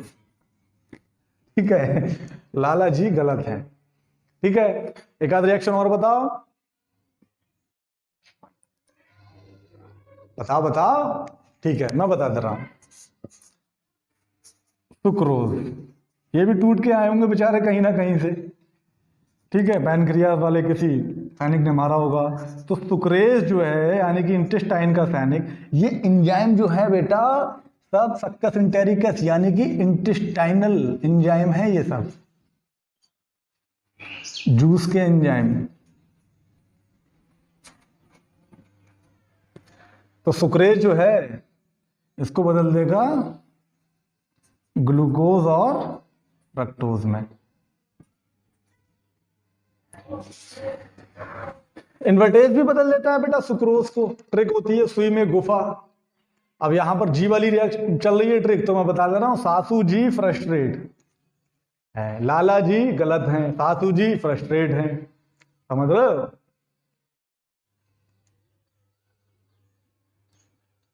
ठीक है, और फिर बेटा और कोई रिएक्शन बताओ, मामा जी स्क्वायर, मामा जी जी, चलो ठीक है, और कोई रिएक्शन बताओ, न्यूक्लियोटाइड्स की बता दो बेटा।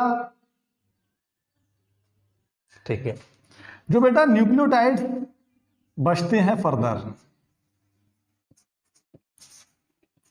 उनको, ये रिएक्शन अभी भी कराई थी, फिर करा दे रहा हूं, लेकिन कुछ इंटेस्टाइनल एंजाइम भी हैं जो न्यूक्लियोटाइड्स को कन्वर्ट करते हैं।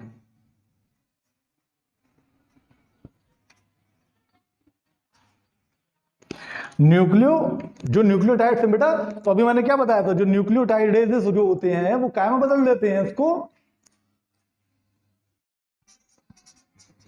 न्यूक्लियोसाइड में। ठीक है, और फर्दर जो न्यूक्लियोसाइडेजेस हैं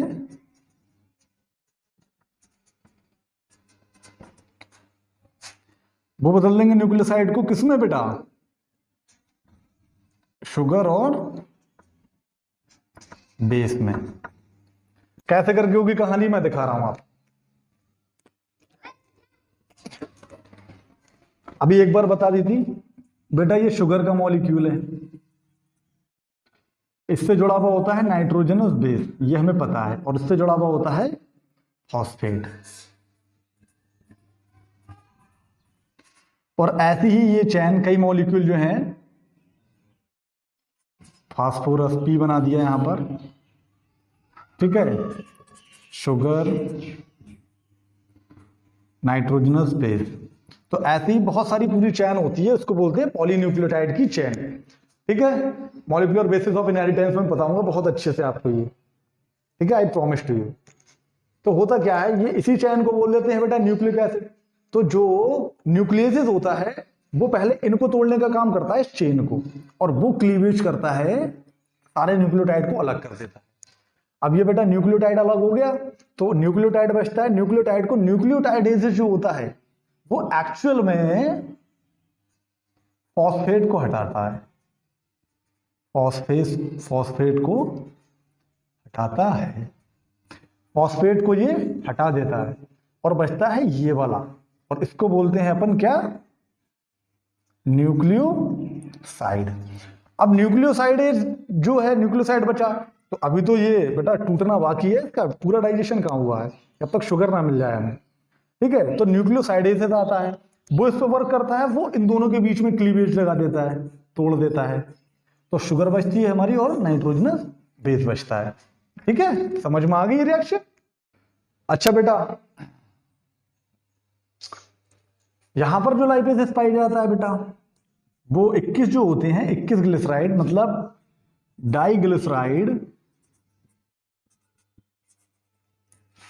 और monoglyceride,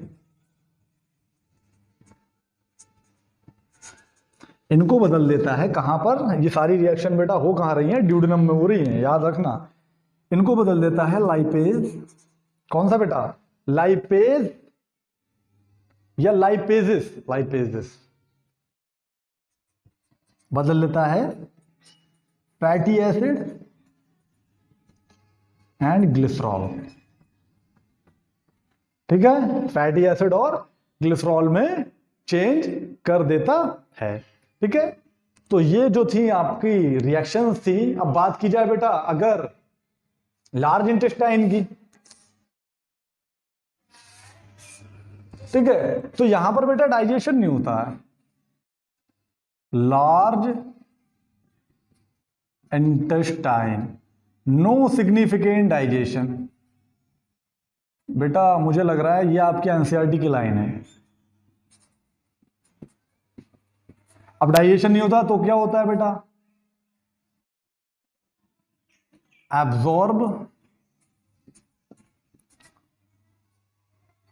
absorption of water mainly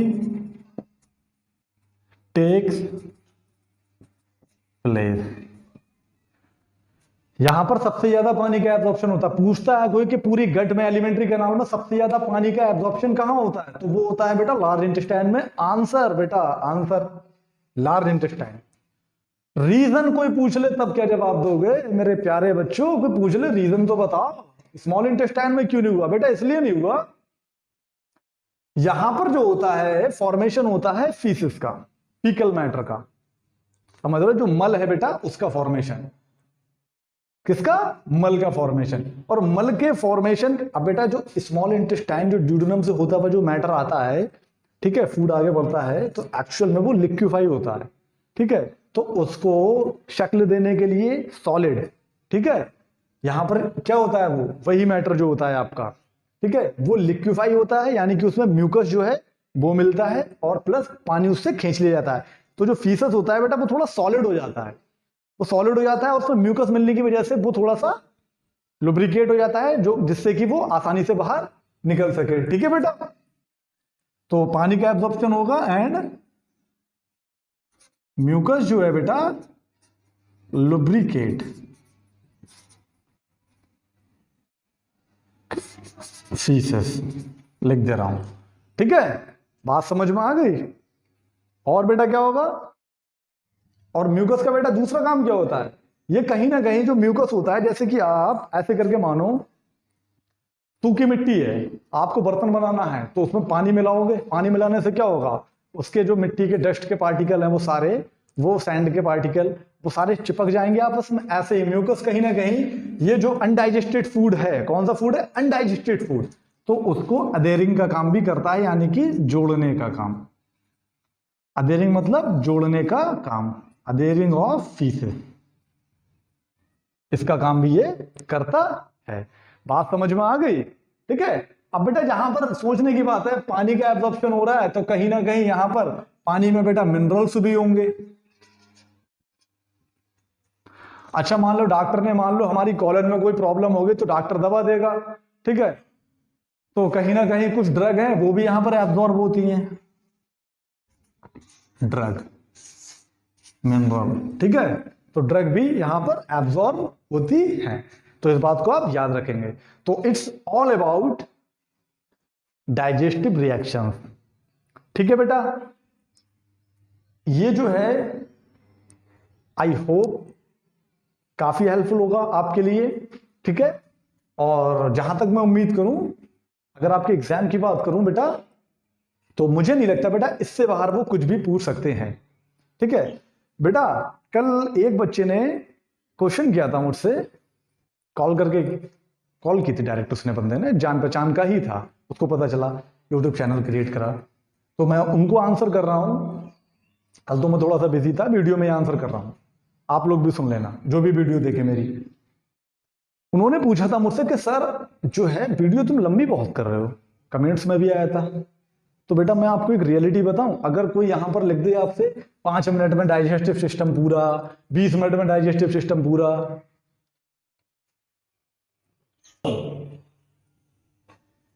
झूठ बोल रहा है वो आपसे। अगर इंट्रोडक्शन इसका सही से पढ़ोगे बेटा ना, 5 मिनट में वो नहीं होगा। मैं आपको बात बताऊं, लिखवाने को क्या है, मैंने आपको बताऊं फिर से बेटा वही बात कि इन रिएक्शंस को जितना मैंने पढ़ा सीधा सीधा लिखवा दूं, एनसीईआरटी से उठाकर लाइनें सीधी सीधी अपने नोट्स बनाकर लाऊं और बस जड़ाजड़ लिखवा दूं आपको बस। अरे सर ने बड़ा जल्दी खत्म कर दिया, बड़ा जल्दी डाइजेस्टिव सिस्टम पूरा हो गया। पता है नहीं कि बेटा किसका एक्शन कैसे करके हो रहा है, कौन कहां पर है, तो उससे भी क्या फायदा। अगर प्रिपरेशन कर रहे हो तो इतनी नॉलेज तो होना चाहिए बेटा कम से कम कि कोई चीज मान लो कोई एंजाइम है सीक्रेट हो रहा है तो वो कहां से हो रहा है, क्यों हो रहा है, काम कैसे कर रहा है, ये बात भी पता होना चाहिए बेटा। समझ रहे हो? हाँ ये बात जरूरी है कि टाइम थोड़ा सा लगता है बेटा, समझ रहे हो। मैं कोशिश करता हूं लेक्चर को छोटा करने की, लेकिन बेटा अगर कोई आपसे ये चीज बोलता है कि लेंथ को कम कर लो और इतनी जल्दी सर बहुत लंबा है, तो बेटा आप नीट का प्रिपरेशन कर रहे हो, कोई एकेडमिक नहीं। गैस पेपर लाए बोले सर से निशान लगवा लो, बस बच्चे वाले सवाल आ रहे हैं पेपर में, याद कर लो पास हो जाएंगे। कुछ भी आ सकता है, कुछ भी पूछ सकता है, समझ रहे हो। तो बेटा इसलिए थोड़ी सी वीडियो की लेंथ लंबी होती है, अब इतनी लंबी भी नहीं होती है, ठीक है। अगर रेगुलर क्लास में बैठोगे बेटा तो कम से कम 2-2.5 घंटे देना पड़ते हैं वहां पर बैठकर, समझ रहे हो। तो बेटा ये था अपन का आज का लेक्चर, ठीक है। तो ये सारी रिएक्शंस हो गई हैं। अब बेटा वीडियो अगर अच्छा लगे तो उसको लाइक कर देना, चैनल को सब्सक्राइब कर लेना और वीडियो को शेयर कर देना, ठीक है। क्या पता बेटा शेयर करने से किसी बेचारे गरीब बच्चे के या जो बच्चा नहीं पढ़ रहा है सही से उसकी समझ में क्या पता कुछ आ जाए इसमें से, समझ रहे हो, तो काफी हेल्पफुल होगा, ठीक है। अब जो कल डिस्कस करेंगे बेटा हम कल जो है अपन का एब्जॉर्प्शन क्लियर करेंगे और जो डिसऑर्डर होते हैं डाइजेस्टिव सिस्टम के उसको, और कल जो है हमारा लास्ट लेक्चर होगा डाइजेस्टिव सिस्टम का, ठीक है। Thanks for watch.